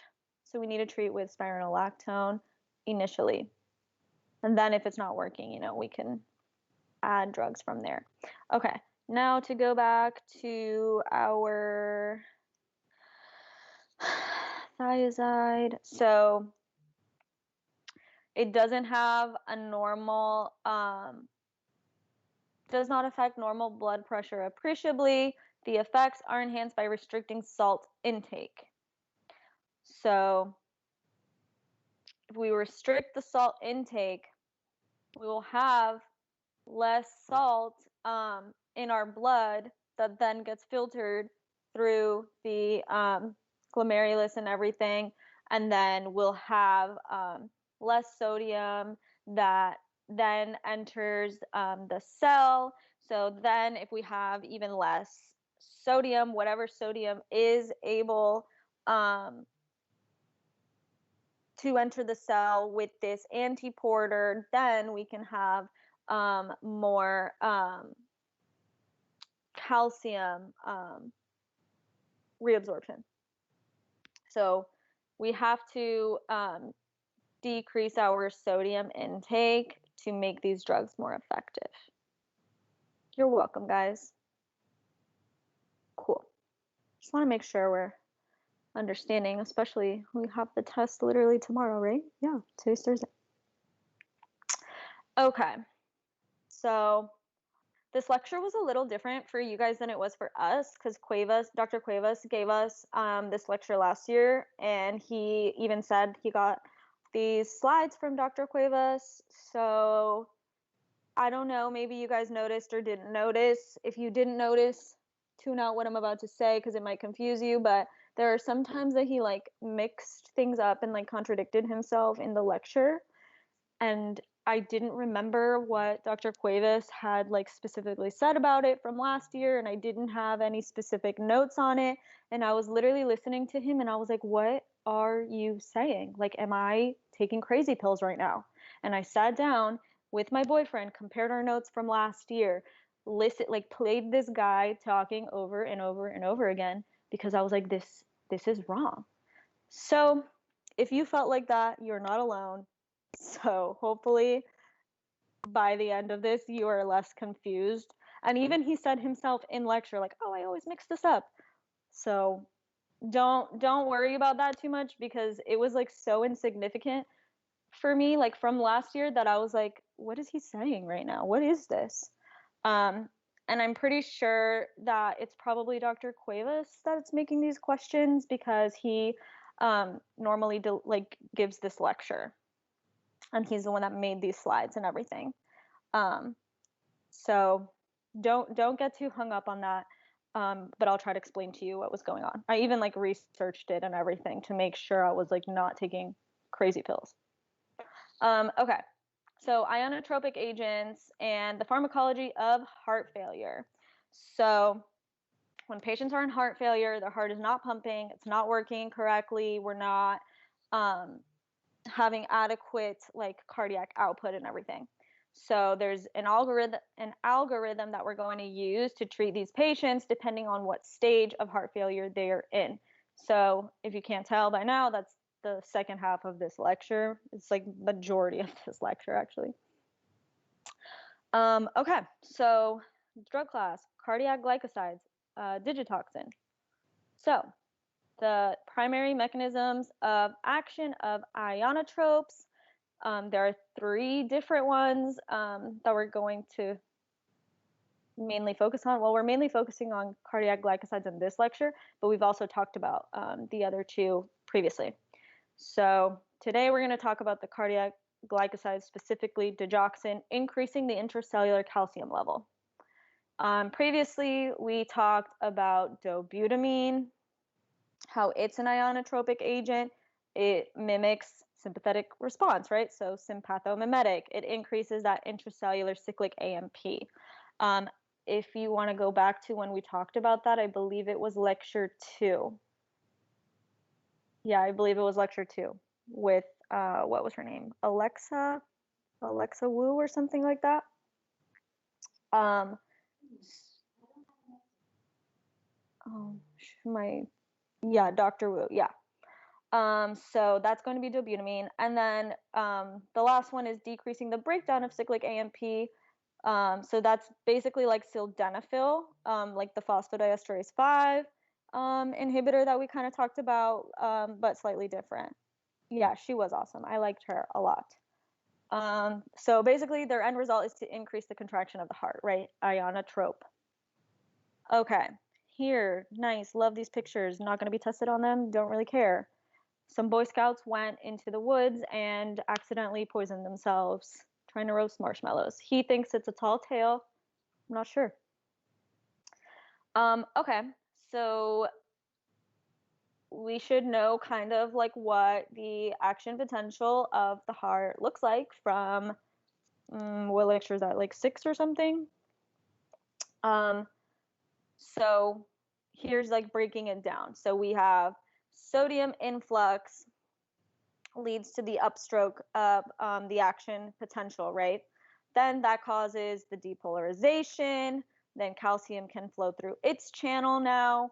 Once calcium has entered, it will bind to this ryanodine receptor and cause a conformational change in that ryanodine receptor. That conformational change will lead to a calcium efflux from the sarcoplasmic reticulum into the cytosol. Now that we have an increase in cytosolic calcium, that calcium can then cause contraction of that contractile apparatus. So we have a calcium-induced calcium release causing contraction of the heart. But now that we cause the contraction of the heart, we eventually have to get rid of that calcium so that we can go back to normal and prime ourselves for another contraction, right? Because if we don't ever relax, then we can't contract again. So one way that calcium can be removed from the cytosol is that we can just have it being sequestered back into the sarcoplasmic reticulum. Another way that calcium gets removed from the cytosol is via this antiporter. So 3 sodium in, 1 calcium out. So remember that I'm saying that because that's where he was like really fucking me up during lecture. We have sodium normally coming in to remove that calcium, right? This sodium calcium exchanger starts removing the calcium from the cytosol by pumping in, did I say that wrong? I don't want to be like him. It's removing calcium from the cytosol by pumping in sodium. 3 sodium in, 1 calcium out. Now that we just pumped sodium into the cytosol, okay, now we have to get rid of that sodium too, right? So then the sodium now gets pumped out via the sodium-potassium pump, and then potassium gets pumped in. So it's maintaining that gradient so that we can keep pumping sodium in and potassium out with this antiporter. So the ATPase is like always maintaining that gradient, right? Whether it's going to be like in the nephrons, like we just talked about, whether it's in the heart, whether it's in the neurons, like you're probably talking about in neuro. It's maintaining this gradient so that we can keep everything normal. But now, if we have a cardiac glycoside like digoxin, it's going to inhibit the function of this ATP sodium-potassium pump. So we're not pumping out any more sodium. So then now we have an accumulation of sodium in the cell. So then this antiporter is not going to work anymore because it's not going to be pumping more sodium in if we can't get rid of it, because then we have too much sodium in the cell already. So then now calcium cannot get pumped back out either because the antiporter is not working. So now we have accumulation of calcium in the cytosol. So the only way that the calcium can get out of the cytosol is to be pumped back into the sarcoplasmic reticulum and sequestered there. So then the next time that we can fire another action potential, we will get even more release of calcium from the sarcoplasmic reticulum, and we'll get like a stronger force of contraction from the heart because now we have even more calcium released from the sarcoplasmic reticulum to cause contraction of that contractile apparatus. So here, this is what we know our action potential looks like. So here on the left is our control. At the top, that's, our normal action potential. In the middle, that is the calcium that is being released. And then this bottom right here, tension, is basically like your force of contraction. So then now if we look at the right side with the cardiac glycoside administered, we don't see too big of a change in the shape of the action potential, which is good because if we're taking a cardiac glycoside to treat a pathology, we would want to keep that action potential looking fairly similar to normal. And then we see here that we have much larger peak in this middle graph. So that means that we have way more calcium that is being released. So then if we now look at this bottom graph, we see that we also have a larger peak for this tension. So that means that we have an increase in the force of contraction. So why do we, so pharmacodynamics first of digoxin. The positive inotropic effect, increase that force in contraction. We also have an increase in vagal tone though. So we're not only inhibiting that sodium, potassium, ATPase pump in the heart, but we're also going to inhibit it on the neurons as well. It's not only selective for that one sodium potassium pump on the heart. So when we inhibit that sodium potassium ATPase in the neurons, we're going to have an increase in sodium in the cell in the neurons, and that's going to cause depolarization. So it's going to fire an action potential, and it's going to be more active. So then that leads to an increase in the vagal tone. So then in heart failure, we're going to decrease that sympathetic tone. We're increasing the vagal tone, so parasympathetic. We're going to decrease plasma norepinephrine, and we're going to decrease the RAS activity. If we're having a greater force of contraction, we're going to pump out more blood. So then our body doesn't think, oh no, we're in this hypovolemic state, increase RAS. Now we're like reaching more of a normal cardiac output, so our body can decrease that RAS activity. Okay, so now why do we want to use these cardiac glycosides like digoxin? Well, in heart failure, we want it as an inotropic agent to help the heart contract and pump stronger to get more blood out to the tissues, to increase our cardiac output and adequately perfuse all of our tissues. We can use it in atrial fibrillation to control the ventricular response rate. So remember when we talked about that antiarrhythmics lecture, how we talked about like atrial fibrillation is not going to kill you, but sometimes to treat atrial fibrillation, we can cause some other like really bad side effects. So sometimes our best bet is just to let the atria be fibrillating, but make sure that the ventricles respond like normally and control their response. Because if you have ventricular fibrillation and your ventricles are just like freaking out and you're not adequately pumping out the blood that you need to perfuse your tissues, that's when, we can die. So it's imperative to control the ventricles. So we can just let the atria fibrillate and we can control the ventricular response rate. Because digoxin can inhibit the atrioventricular node, so the AV node, it's not going to propagate as like quickly and be like beep, beep, beep, beep, beep. It's not going to like pass on that signal crazy. So we can control it so that we can have nice controlled ventricular response through that AV node.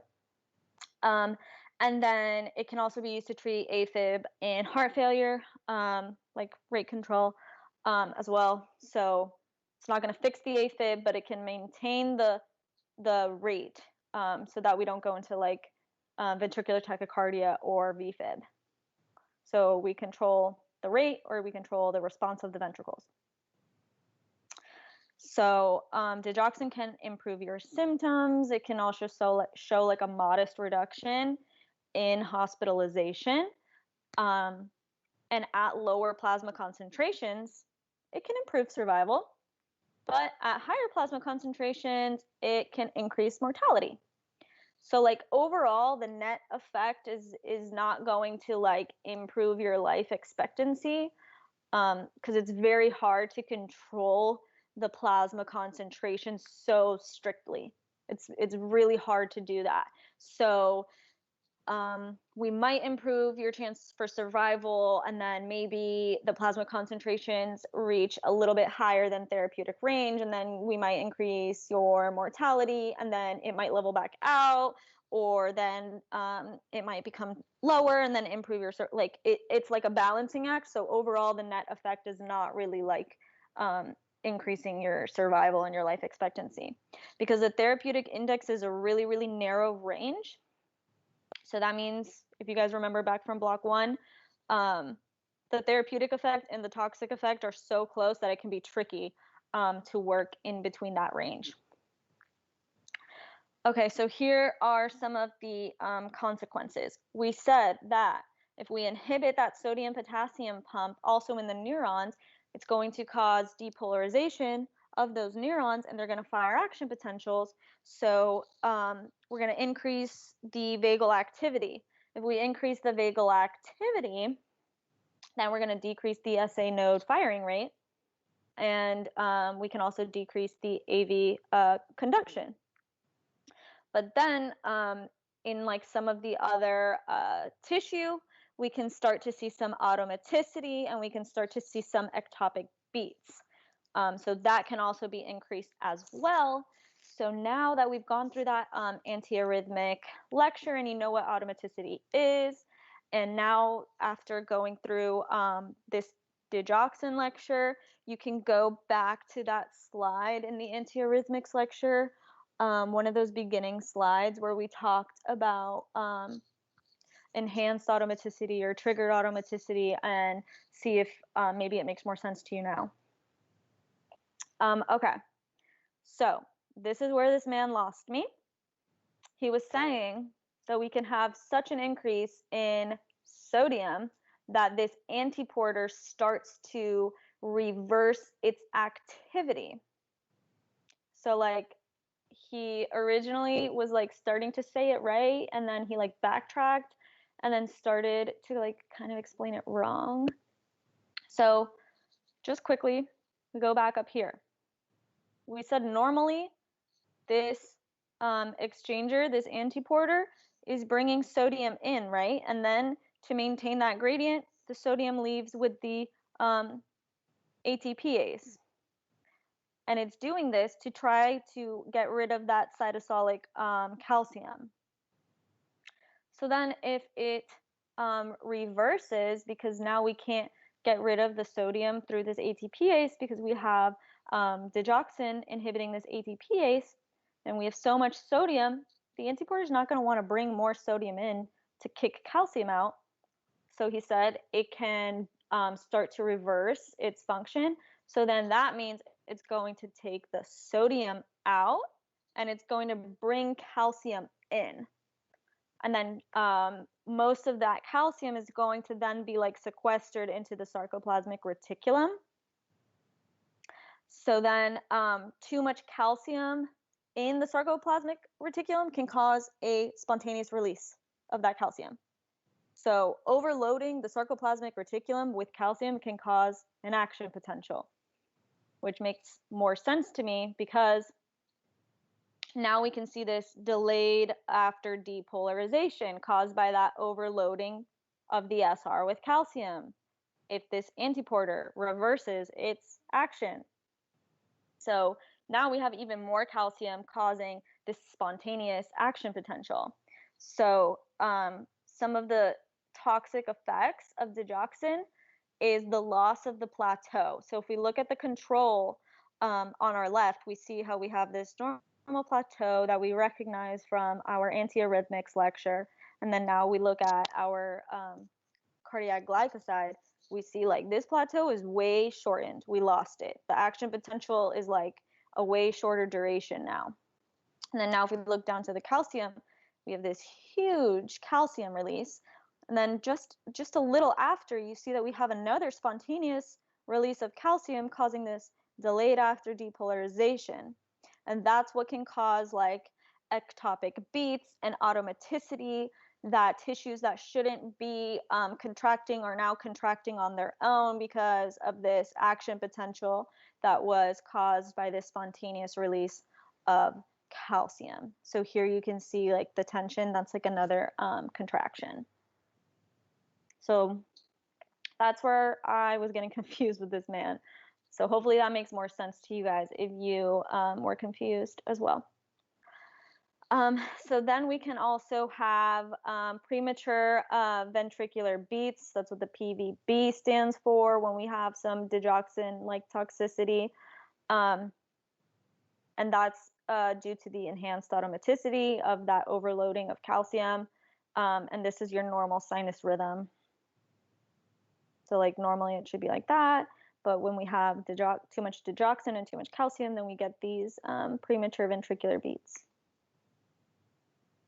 Okay, so our therapeutic index is 2. Usually we want our therapeutic index at 10. So that shows you guys like how narrow this window is. Like not good. That's why the overall is not like super in the direction of like life-saving, increasing your lifespan.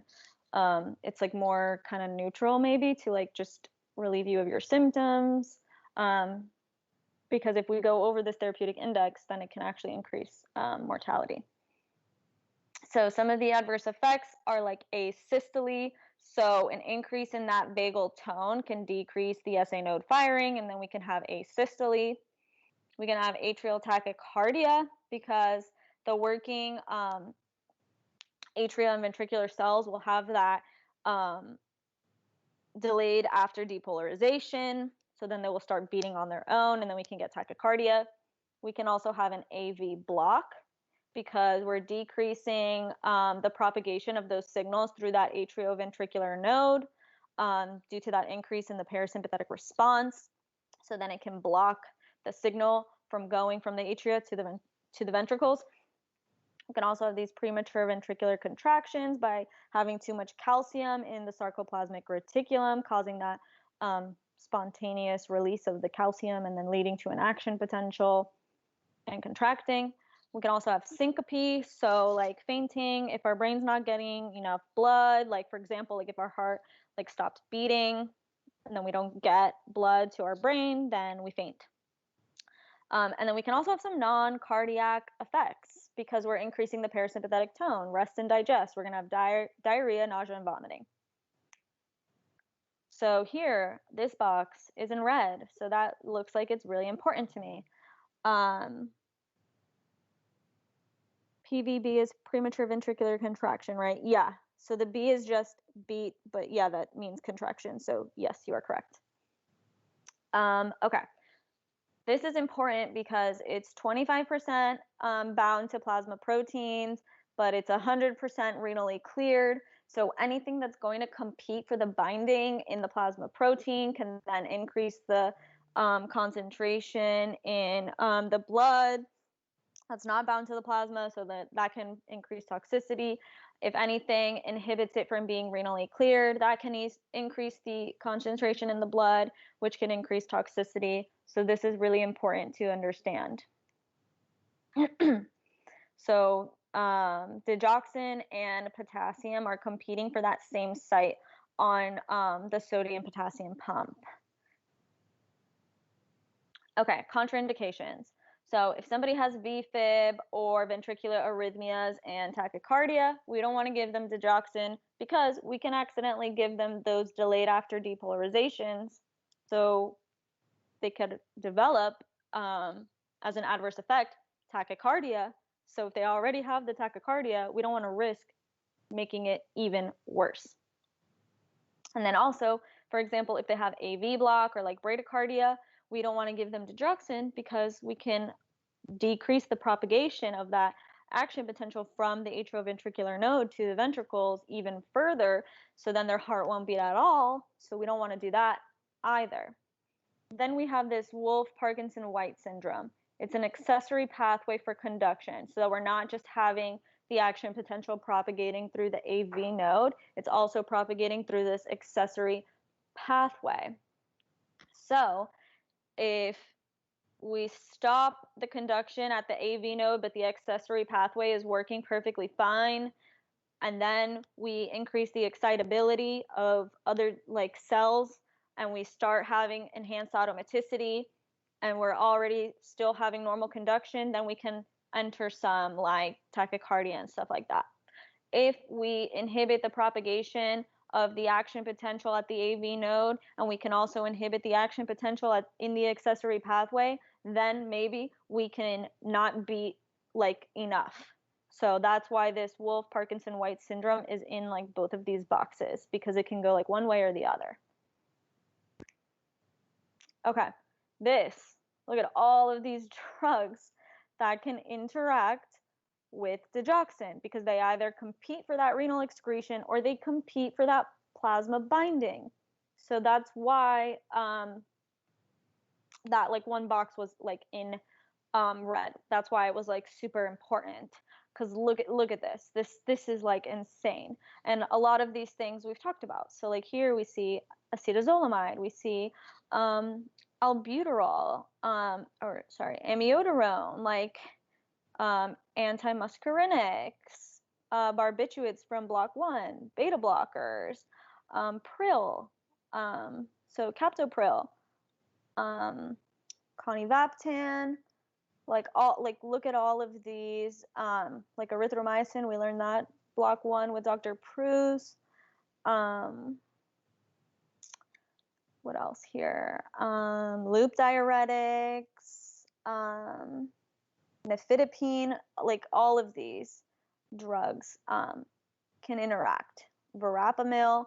So we have to be very careful when administering digoxin to a patient, especially if patients don't realize this. And sometimes you ask a patient like, "Oh, are you taking any other medications?" They're like, "No." "Oh, do you have any other health issues?" And they're like diabetic with high blood pressure and hypercholesterolemia, and they're like, "No, I don't have any other health issues." Well, that's why you have to be very careful, because sometimes patients don't even correlate the two. Okay, so resolving the digoxin toxicity. So what happens if we reach too high of concentrations past that therapeutic window, and now we're like entering toxic levels? Well, we can have this first degree heart block and some ectopic beats. If it's not too bad though, we just try to reduce the dose of digoxin and hopefully it resolves. If we have advanced heart block, We can administer atropine because it's going to block that parasympathetic effect with that vagal tone.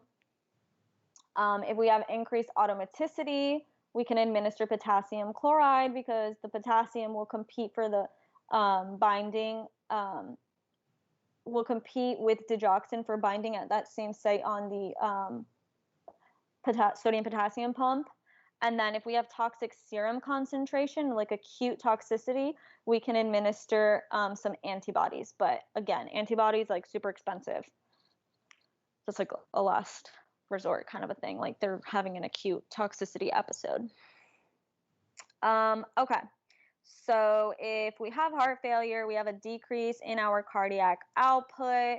So then our carotid sinus decreases firing. So since our carotid sinus firing has decreased, that like signals to us like, hey, I think my blood pressure is kind of low. Like I might be hypovolemic. So then we increase our sympathetic outflow. So then we increase the force and rate of contraction. We increase the preload. We vasoconstrict to increase the preload. And we activate the RAS system. So we increase renin and angiotensin. That's also going to contribute to our vasoconstriction. And it's going to lead to this compensation so that we can, or I'm sorry, it's going to lead to this like initial like increase in blood pressure, like how we were talking about previously. Like we have this temporary like relief, but then this is not going to go away because this is not like a temporary thing. This is not, oh, I just don't have enough fluid volume currently. If I just increase all of these things, I'll get enough fluid volume and I'll be all better. No, this is structural damage to the heart. The heart is failing. It's not going to improve by this. So once the sympathetic tone has been chronically activated, we can start to see some myocyte death and increased arrhythmias, because when we increase that sympathetic tone for so long, we can lead to increased calcium. And then for long periods with that increased calcium, we can start like undergoing apoptosis and getting myocyte death. And then we're increasing the afterload with sodium retention and or increasing the preload, and then that can also cause some arrhythmias and myocyte death. And then we also get remodeling because we have chronic activation of the RAS system, and then we end up progressing our disease, and then we end up having even worse cardiac output. Okay, so here are the stages of heart failure. So if a patient doesn't like get treated, doesn't do anything, not even like any lifestyle changes or anything, then they can just progress from each of these levels, right? So level A is like you have a potential for some kind of like heart disease, heart failure. So you're like at high risk for developing heart failure. You have no structural heart disease though. So there's no structural change to your heart, but maybe you have hypertension. Maybe you have coronary artery disease. Like you need to get a stent put in or something to make sure your heart is getting like adequate perfusion. Maybe you have diabetes or something like that. So does the red and blue affect gold at the same time, or blue then red?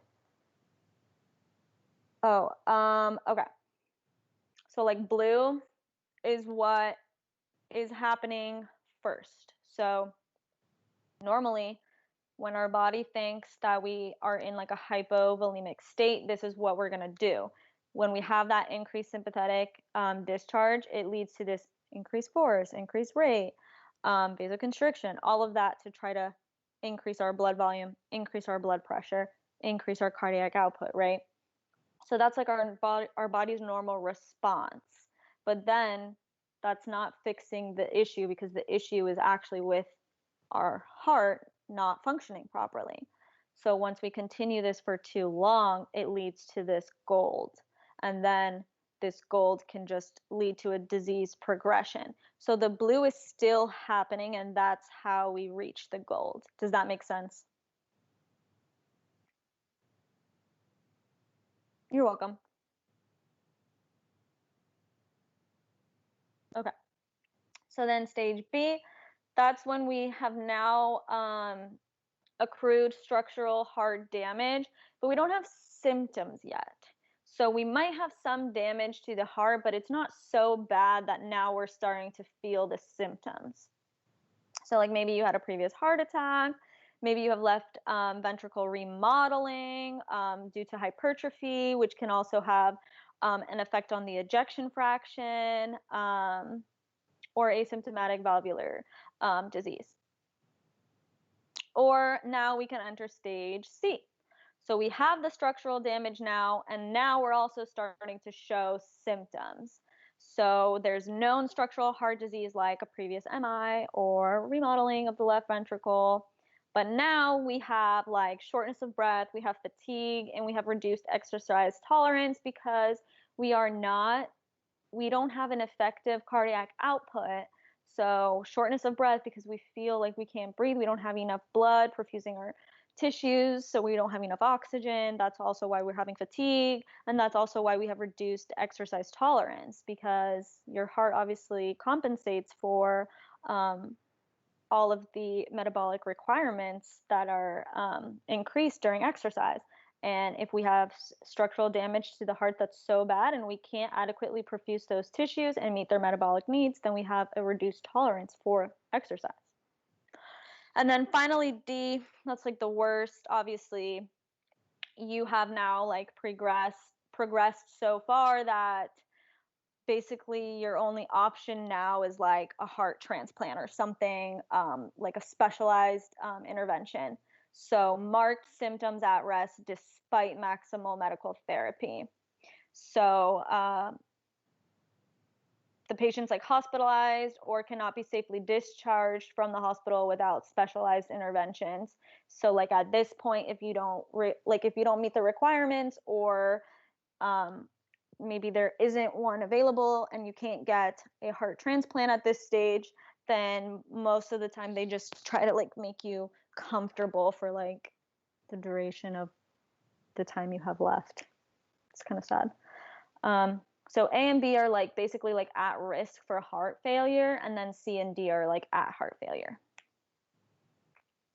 Okay, so then here are like classification of recommendation and level of evidence. So when we talk about these different treatments and therapies, we're going to talk about like how recommended it is and how much evidence we have for it. So A, B, C, and Z, these are not referring to these heart failure stages, but they are instead referring to the level of evidence. So if it's A, there's high quality, and it's been multiple like randomized clinical trials.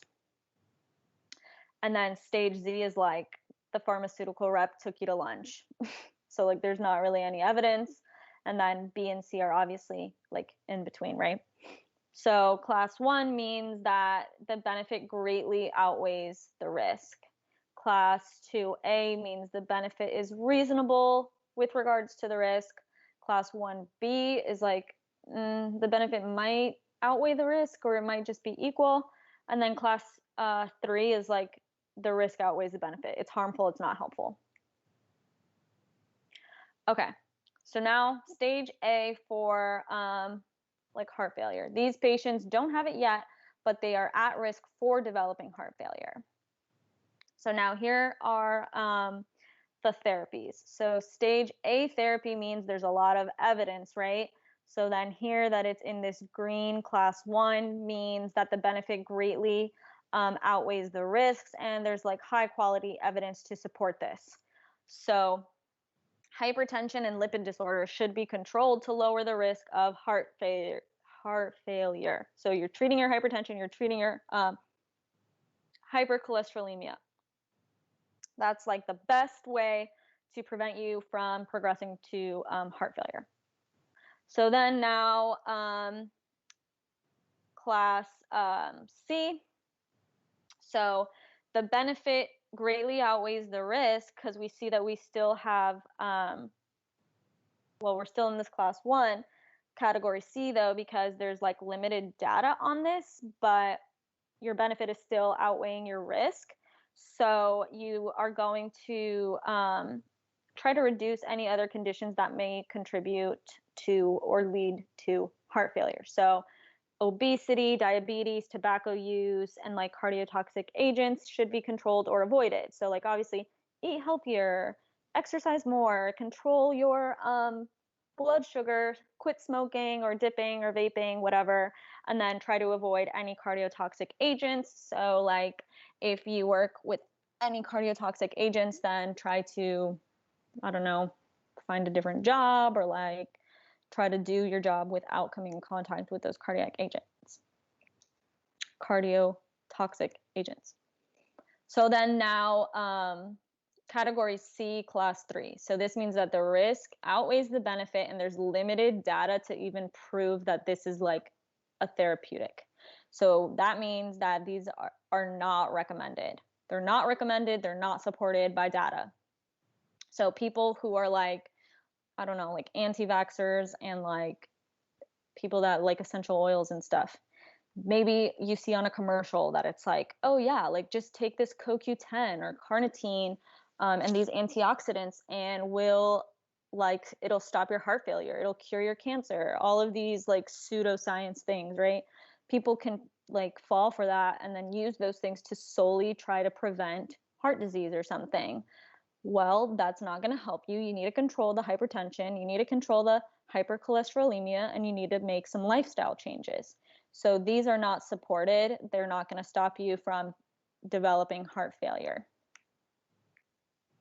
Okay, now we're on stage B of heart failure. So patients have some structural damage, like maybe after a heart attack, but they are asymptomatic. So they have some remodeling, but the remodeling is not severe enough to cause symptoms yet. So all class 1 recommendations for stage A. So everything that we said up here relates to stage B of heart failure. So control your hypertension, control your hypercholesterolemia, make your lifestyle changes of working out, eating right, controlling your blood glucose, and stopping tobacco use. So all of that still applies, but now we also have to try to control and prevent further remodeling of the heart, because now there is some structural damage. So now we have 1A, another 1A, 1C, and another 1A. So the 1A is going to be your ACE inhibitors and your ARBs alone or with a beta blocker. So ACE inhibitors or ARBs and beta blockers together should be used in all patients that have had like a heart attack, regardless of if their ejection fraction is decreased or not. Or the presence of heart failure. So if somebody had a heart attack, we're going to use an ACE inhibitor or ARB plus beta blocker. So then now ACE inhibitors or ARBs should be used without the beta blockers in patients that do have a reduced ejection fraction and no symptoms of heart failure, even if they haven't experienced a heart attack. So if they don't have a heart attack, but they do have reduced ejection fraction, ACE inhibitor or ARB. If they have experienced a heart attack, who cares about their ejection fraction? We're still going to do ACE inhibitor or ARB, but plus beta blocker. So then now like 1C is going to be beta blockers in all patients without a history of myocardial infarction who do have reduced left ventricular ejection fraction. Even if they don't have symptoms of heart failure, we'll give them a beta blocker. That's class 1C, so not as strong as the 1A, obviously. And then blood pressure should be controlled, like we said, for stage A. Again, remember what are our first line treatments for hypertension. And we're not going to use hydralazine or minoxidil because they can increase the left ventricular hypertrophy. So don't want to use those. And then remembering from, what was it, lecture 2 or lecture 3? We don't want to use beta blockers in individuals that are over 60 years old. Okay, so here's like a little summary. So after your heart attack, you're going to use an ACE inhibitor plus a beta blocker, or an ARB plus a beta blocker. If you have a decrease in your ejection fraction, but you don't have any previous heart attacks, you can use an ACE inhibitor, you can use an ARB, and then or a beta blocker. And then if you have left ventricular hypertrophy, you're going to control the hypertension with an ACE inhibitor, an ARB, a thiazide, or a calcium channel blocker, because that's for first line for hypertension treatment. Or you can use a beta blocker, but that's only if the patient is not over 60 years old. So this is like a little summary. Okay, so these are the therapies that are absolutely not recommended for stage B. They're class 3, they're C.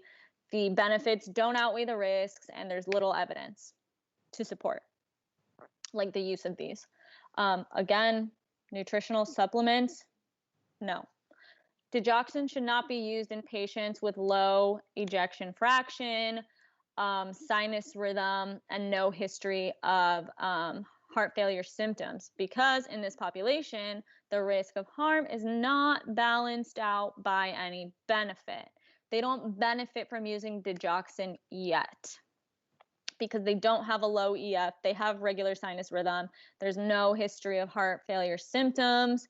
So digoxin isn't really going to be beneficial to them yet. So in stage B, we're still not going to be using digoxin.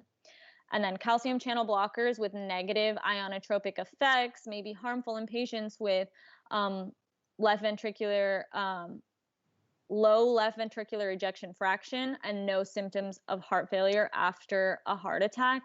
So we wouldn't want to give them calcium channel blockers with negative inotropic effects, because if they have a low ejection fraction and they're pumping out like less blood each time, then and we then decrease the amount of times their heart is going to beat, then they're decreasing the amount of blood overall that they are perfusing the rest of their tissues with, which can be very not good for them. Okay, so now we're on to stage C. So patients that have had past or current symptoms of heart failure. So it's divided into two subtypes. We have reduced left ventricular ejection fraction, or then we have preserved left ventricular ejection fraction. So we don't really know much about the preserved patients yet. So we're mostly focusing on the reduced ejection fraction patients, and they have like remodeling. Now they're starting to show symptoms. They have this reduced ejection fraction, so that means they're pumping out less blood. Okay, so still everything from the first two stages, the class 1 therapies from the first two stages still apply, obviously. So control our hypertension, control our hyperlipidemia, make those lifestyle changes. And we're going to use an ACE inhibitor or an ARB to try to decrease and control that remodeling. And we can use beta blockers as well. So now we have this one B. So like drugs known to adversely affect the clinical status of patients with current or prior symptoms of HF and reduced left ventricular ejection fraction should be avoided. So that kind of makes sense. So now not are we only treating the hypertension and the hyperlipidemia and we're trying to decrease the remodeling and stuff. Now we're also trying to withdraw any medication that could ever affect the heart failure or the ejection fraction. So for example, stop taking any NSAIDs because they're going to lead to fluid retention. Stop taking any like antiarrhythmic drugs, because if you guys remember from the antiarrhythmic lecture, we said a lot of those drugs can be pro-arrhythmic and the heart is now like already compromised. So if they're already pro-arrhythmic in regular hearts and now our heart's already compromised, it's already failing, we don't want to add to that stress and cause an arrhythmia. So our class 1A therapy, again, ACE inhibitors or ARBs, recommended in patients with the reduced ejection fraction, having current or prior symptoms, unless contraindicated for some other reason, because it's reducing the remodeling of the heart, right? But then now we can also add, like, for patients who are able to tolerate the ACE inhibitor or the ARB, we can add this angiotensin receptor to the mix. So if they are able to tolerate the ACE inhibitor or the ARB, we can then replace the ACE inhibitor or the ARB, whatever they were taking, with angiotensin receptor neprilysin inhibitor, ARNI. So if they tolerated the previous medication they were on, ACE inhibitor or ARB, now we can replace it with an ARNI to further reduce their morbidity and their mortality.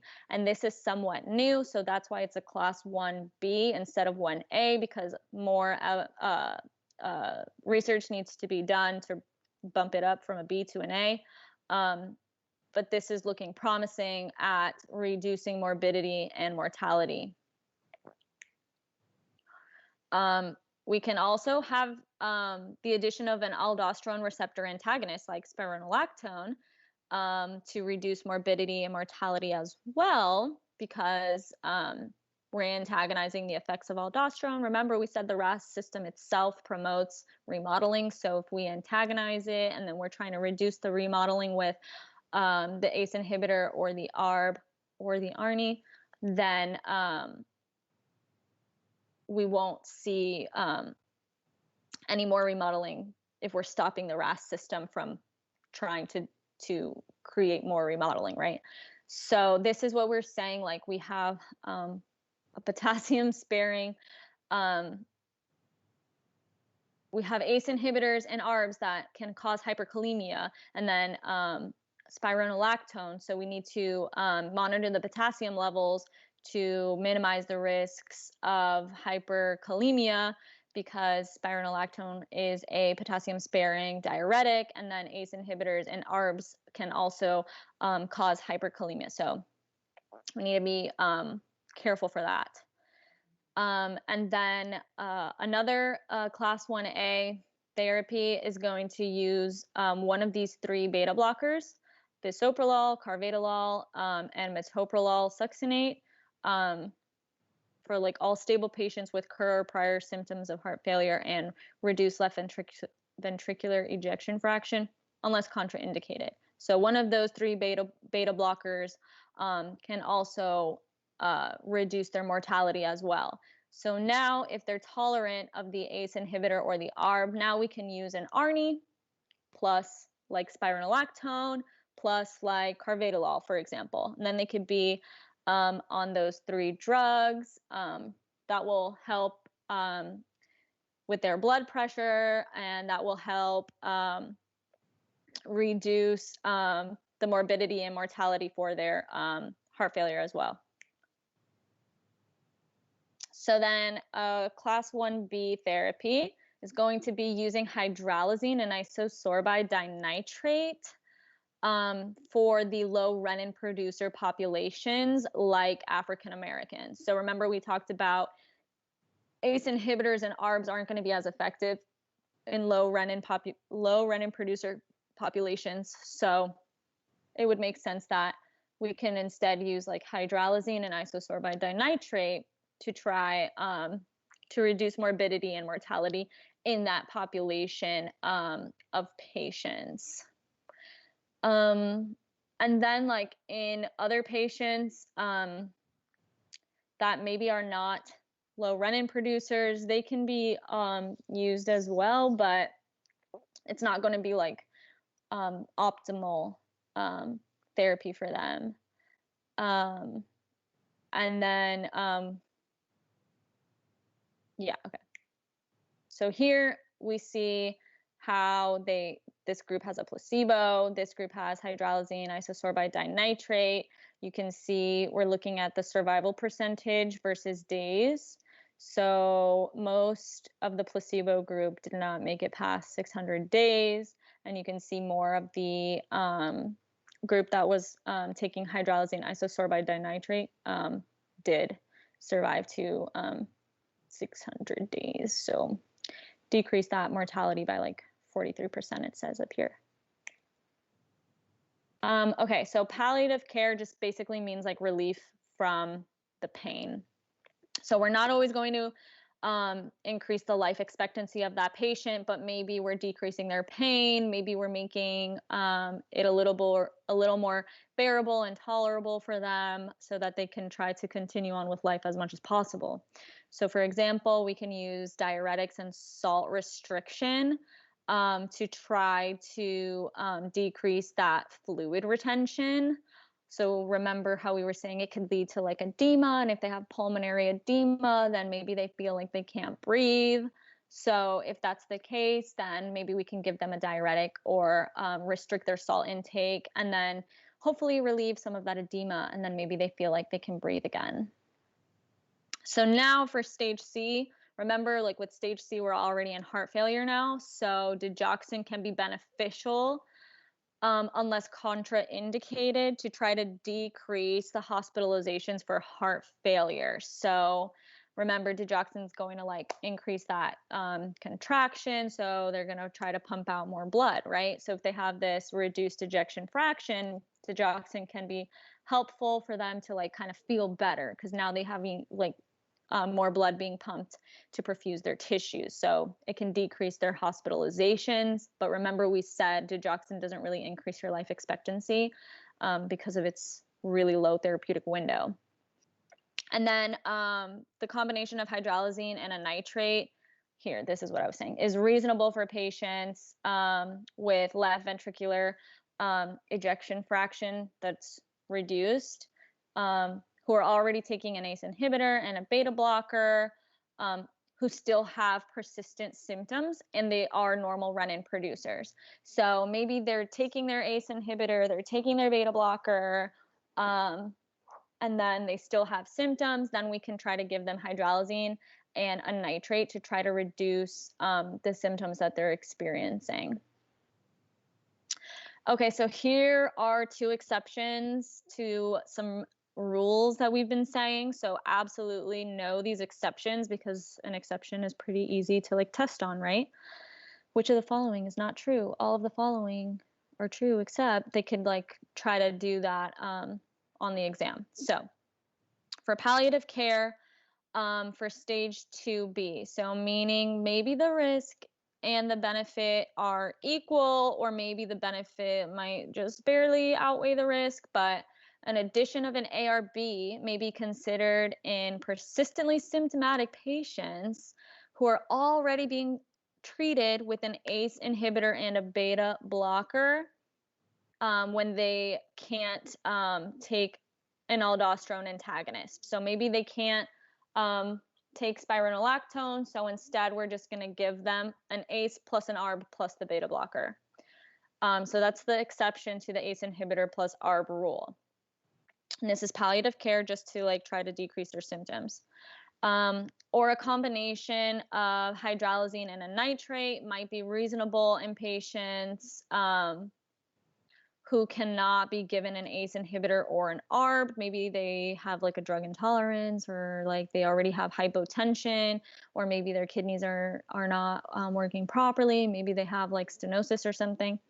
So if they have an intolerance for that ACE inhibitor or that ARB, we would give them the hydralazine and a nitrate. So that's another exception, because remember we said anytime we have remodeling, we want to give an ACE inhibitor or an ARB to reduce that remodeling. But obviously, if the patient is intolerant, then we can't.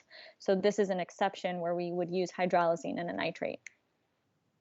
So here is your little summary, because I know that was a lot and like probably kind of confusing. But for stage C heart failure, we would use an ACE inhibitor or an ARB. If the patient can tolerate those, then we might want to use an ARNI plus a beta blocker. And then to increase their life expectancy even more, we can add an aldosterone antagonist like spironolactone, or if they are low renin producers, hydralazine and a nitrate. And then just for palliative care, then maybe we can add a diuretic or like digoxin or something. Okay, so what therapies are not recommended? So routine combined use of an ACE inhibitor, ARB, and aldosterone antagonist is not recommended for patients with current or prior symptoms of heart failure and reduced left ventricular fraction. So, like routine use of all of those three together, not the best because then they could probably like increase their potassium and stuff. So we never want to routinely always give an ACE inhibitor plus an ARB plus aldosterone antagonist. And then calcium channel blocking drugs are not recommended for this reduced ejection fraction because they can be negative inotropic, like we were saying previously. Amlodipine is the exception for hypertension because remember we said we always are basically like adding the class 1A therapies as we progress into the different stages. And remember, class 1A therapy was control your blood pressure, but calcium channel blocking drugs are first line for blood pressure. So the exception is going to be controlling your blood pressure with amlodipine. And then long-term use of an infusion, long-term infusion of a positive ionotropic drug may be harmful and it's not recommended for patients with current or prior symptoms. So for example, like a sympathomimetic or like a phosphodiesterase inhibitor, we don't want to give like a long-term infusion of that. Again, with the nutritional supplements. And then inappropriate usage of aldosterone receptor antagonists is potentially harmful because of the hyperkalemia. So we have to watch for that. Okay, so now stage D, these patients are already like end stage heart failure. So basically what we can do for them is just control the fluid retention to increase their chance of survival. We're basically just like buying them time to get a heart transplant or so that their family members can just come and say their goodbyes, which is like kind of sad. And then palliative care, what we can give to them is just the intravenous ionotropic support. So the reason that this is different is because we're not like trying to do this like long term. We're just buying them a little time. So that's why it's palliative care for end stage heart failure. Even when we said we didn't want to do this like previously, it's like a bridge therapy, just to try to like, if they're eligible for like other mechanical support or if they're eligible for a heart transplant, we can do this just to like maintain them until they can get their heart transplant or something. So we can give them an IV of like dobutamine or like dopamine or like a phosphodiesterase inhibitor to have this ionotropic effect on the heart. But long-term use or like continuous or like intermittent use of these positive ionotropic agents for reasons other than this palliative care is harmful. So like I just said, we're only buying them like short-term period of time to get that heart transplant, to get their family to be able to say bye. So the long-term use is what's not recommended, right? So use of these ionotropic agents without like documented severe systolic dysfunction and like low blood pressure or like not enough perfusion or like having such a low cardiac output is harmful because now we're just making the heart beat more and like harder for no reason. Okay, so that is it for that. Let's do our practice questions really quick so you guys can get out of here as soon as possible. And I'll stick around and answer some questions after. Okay, which of the following is the mechanism of action of cardiac glycosides?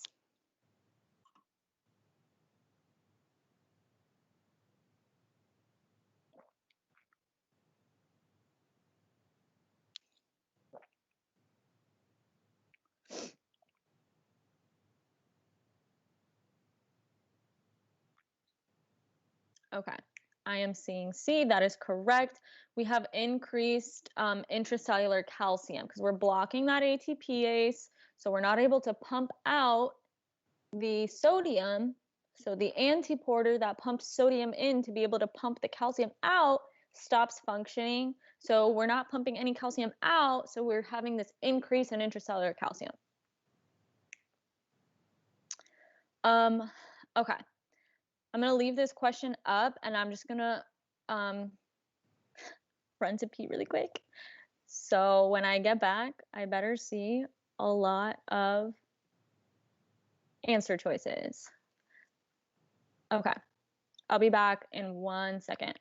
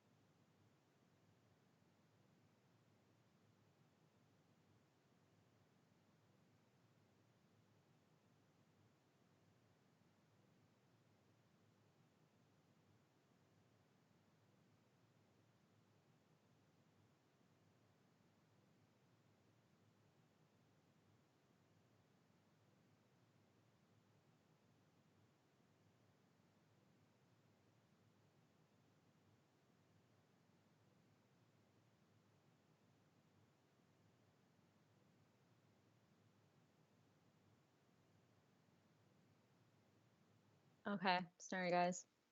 I was really trying so hard to make it to the end. Okay, I see that we have a lot of D's. That is correct. Which of the following is not a clinical use of digoxin? So that's going to be AV block, because that is one of the negative side effects that can be caused by digoxin. So true or false, stage B heart failure, patients exhibit symptoms.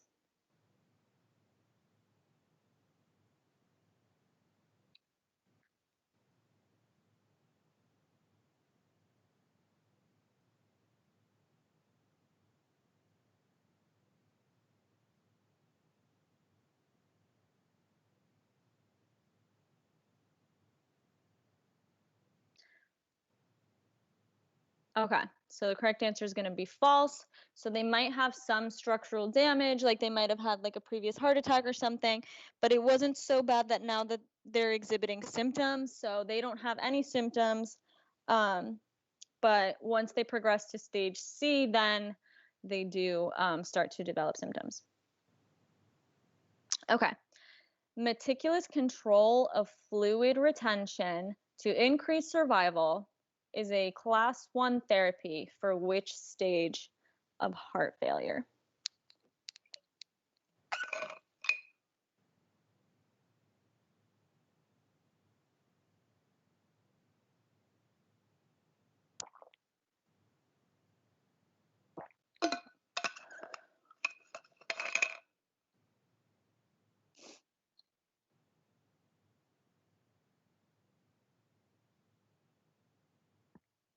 Okay, so 2 people.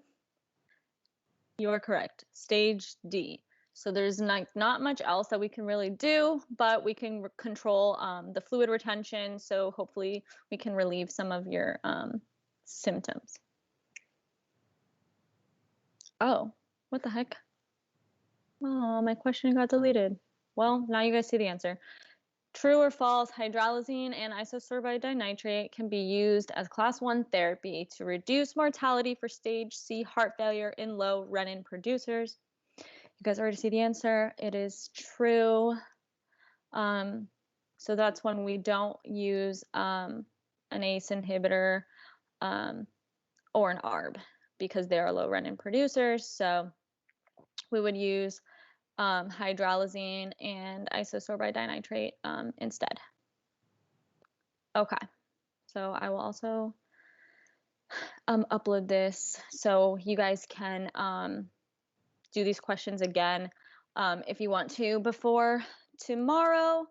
I just wanted to say before we go really quickly, because your exam is tomorrow, like what I would do between now and then to study like as effectively as possible.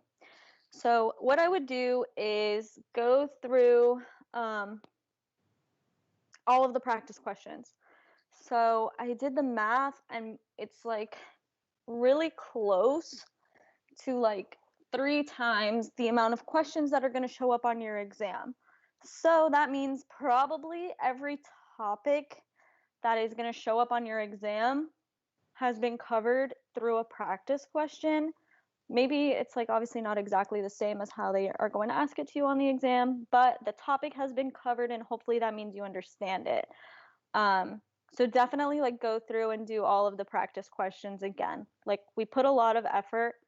I mean, I don't know how the other TAs do it during their sessions, but I put a lot of effort into writing the practice questions for the Friday sessions, for my TA sessions, and then for the practice exam. So much so sometimes that after writing questions for the Friday and my sessions, I like run out of questions that I want to ask for the Friday or for the practice exam. And then also some of the professors have given you practice questions and they are the ones that are writing your test questions. So definitely go through and do those as well. And that's like a good starting point to be like, oh, I understand this, I don't understand this, blah, blah, blah. Then what you guys should be doing is going through all of your like drug lists. So like for example, the one that I uploaded for you on Canvas, hopefully you guys have been going through and making your own version, and you should be going through that and you should be able to like either like write that out or like say that out from memory, right? Make sure you guys are going through and learning all of those like suffixes because that can really help you out. Just by knowing one of the suffixes, you might be able to answer an exam question. And then also trying to generalize like wherever possible. So I think I'm still screen sharing. So like for example, the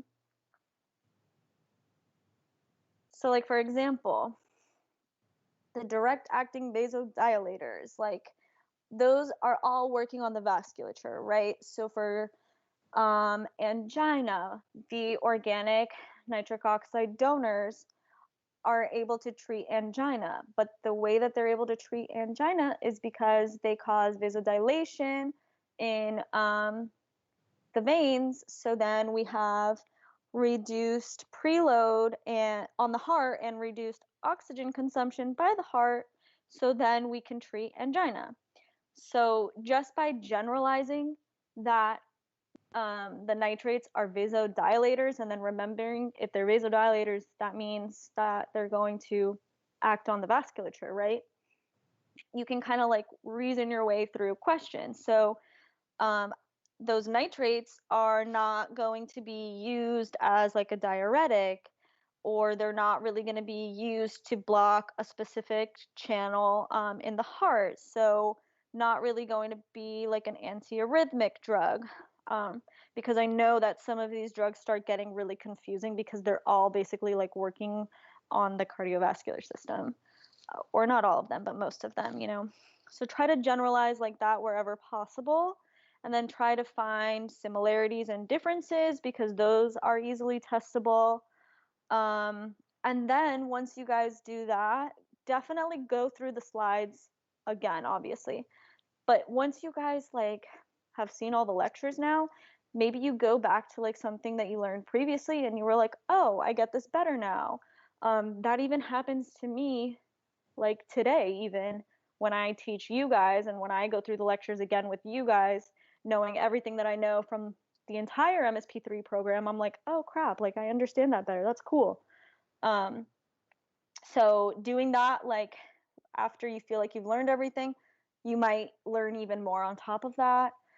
And then, yeah, that is all my advice of like how to approach the rest of today and tomorrow before the exam. Try to relax, try to trust yourself, don't overthink. And then I'm gonna have office hours tomorrow if you guys have any questions. But I'll stick around right now if you guys have like any specific questions on these lectures. You're welcome, guys. Can you explain again how thiazide is relevant to hypercalcemia or just how thiazide impacts calcium? Yes, I can.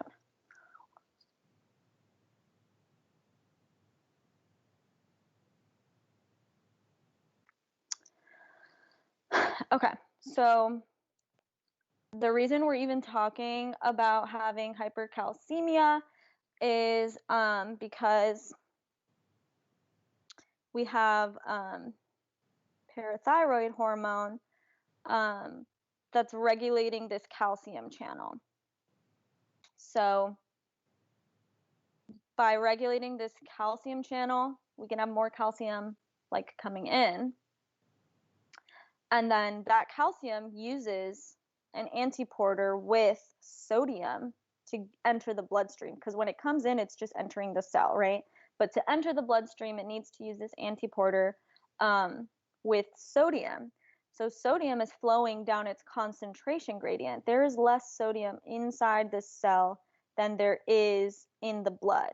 So sodium wants to go down its concentration gradient. So then calcium will then harness that energy to go against its concentration gradient and enter the bloodstream. So if we block this symporter to stop allowing sodium to enter the cell from the tubular fluid, now this driving force is even stronger for sodium to enter the cell, because now there's even less of a concentration of sodium inside the cell. So that means that we can have even more calcium entering our bloodstream. And we're inhibiting this symporter with the thiazides. So that's why we're bringing up this issue of maybe having possible hypercalcemia. But the thiazides don't cause hypercalcemia, but they can unmask hypercalcemia. So if somebody has hyperparathyroidism, where they have too much parathyroid hormone, so this channel is overactive, and then now we're blocking this symporter, so now the calcium that is inside the cell can now enter the bloodstream even more frequently and at higher rates, because now this the force of sodium trying to enter the cell is even greater.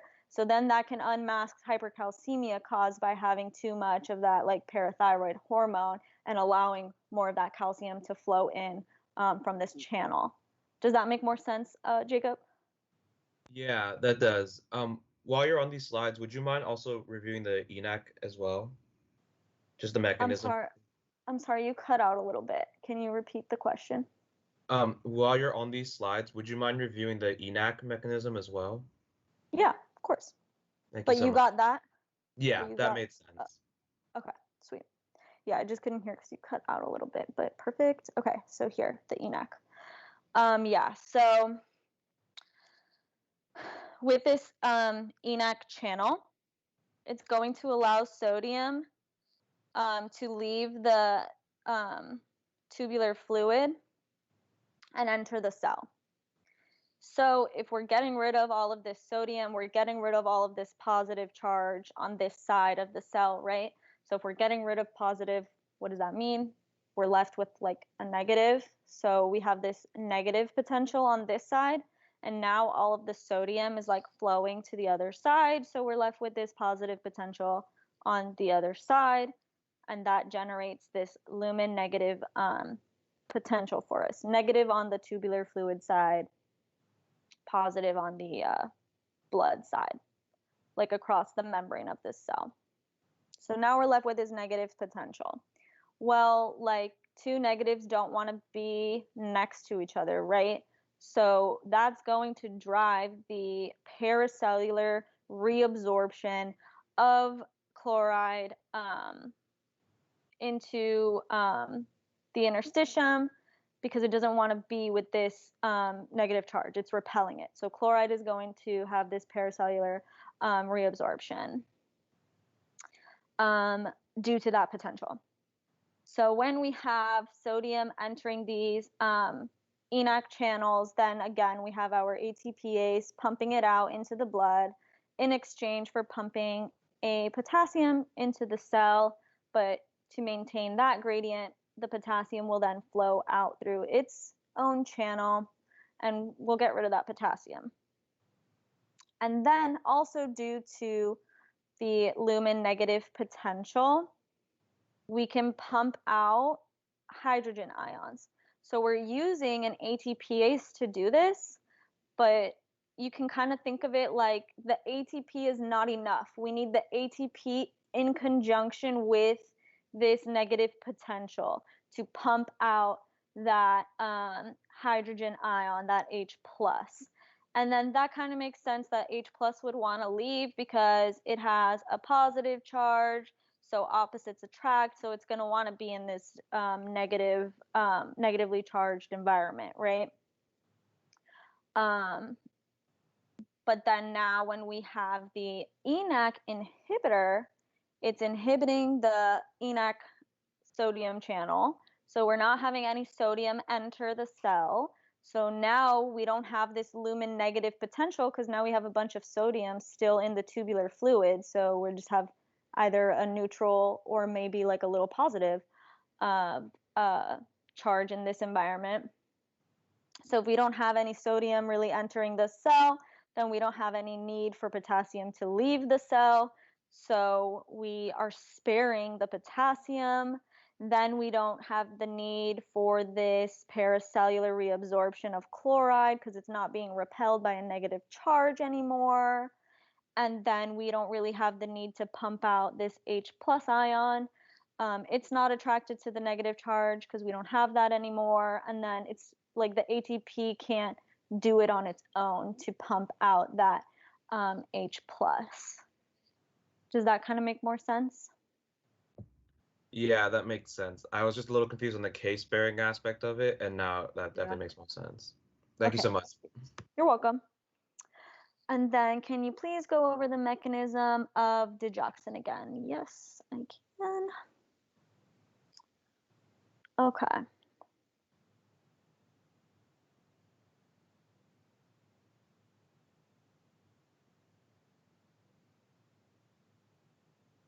All right. So the influx of sodium through its channel is going to lead to the upstroke of the action potential. It's causing the depolarization of the cardiac myocyte, just like how we talked about in the antiarrhythmics lecture. So then that will trigger calcium to flow through its channel. And then once we have calcium inside the cytoplasm, it can bind to the ryanodine receptor on the sarcoplasmic reticulum, and it causes a conformational change in this ryanodine receptor so that all of the calcium that was stored in the cytoplasmic reticulum can then be released.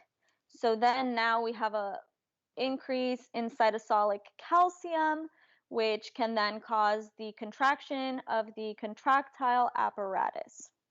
But once we do that, we need to have a way of getting rid of that calcium so that we can relax and then prepare for another contraction, right?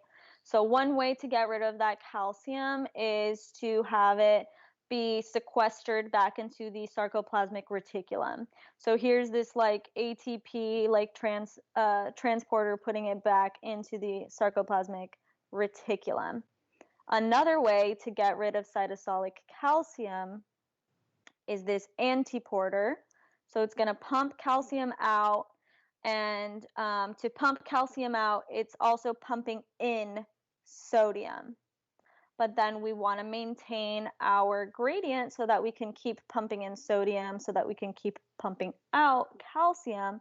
So now all of the sodium that we just pumped in to the cell is eventually going to be pumped out of the cell again with the sodium potassium ATP pump.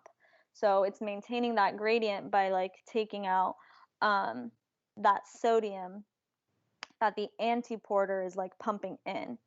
And when it does that, it pumps in potassium in exchange for kicking out that sodium. So then now digoxin inhibits the sodium potassium pump, that ATPase. So if it's inhibiting that pump, we're not getting rid of any of the sodium that the antiporter is bringing in. So then after a while, we'll accumulate a lot of sodium inside the cell, inside that myocyte. So then the antiporter is going to stop working. It's not just going to keep bringing in sodium if we don't have a functional way of getting rid of that sodium.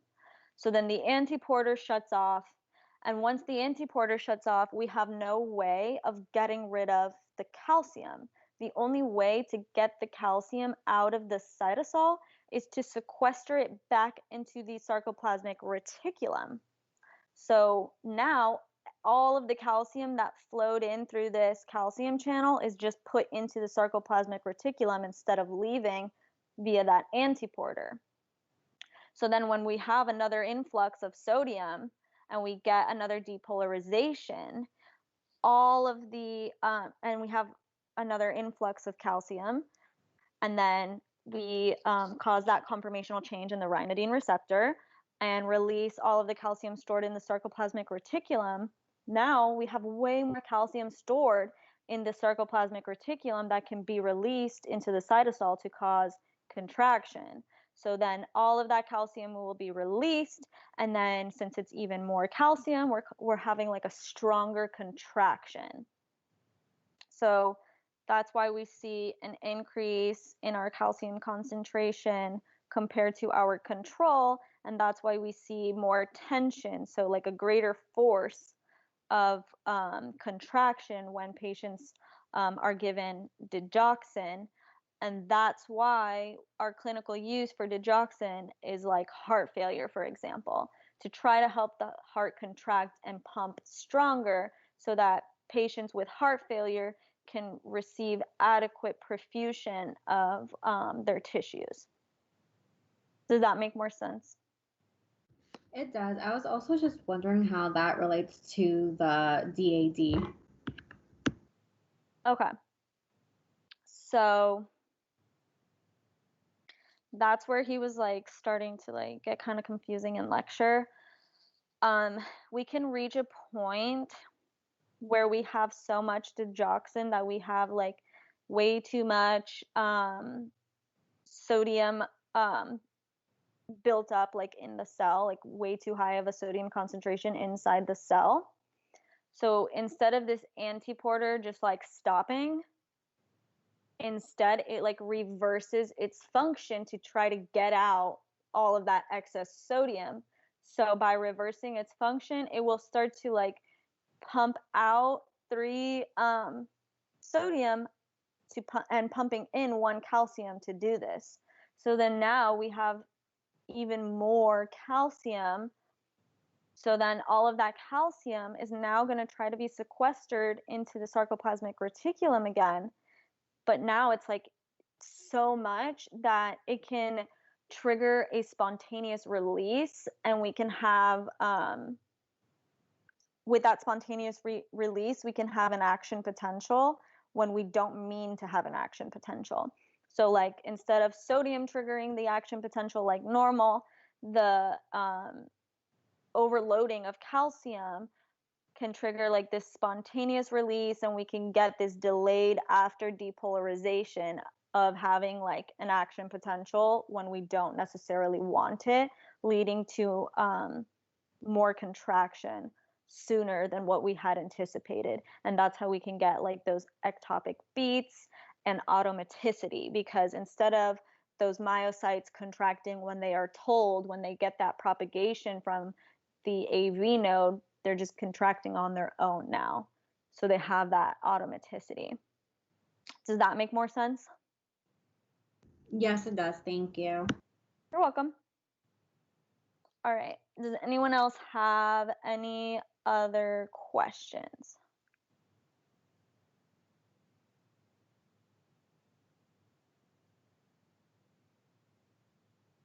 Okay. It feels like no.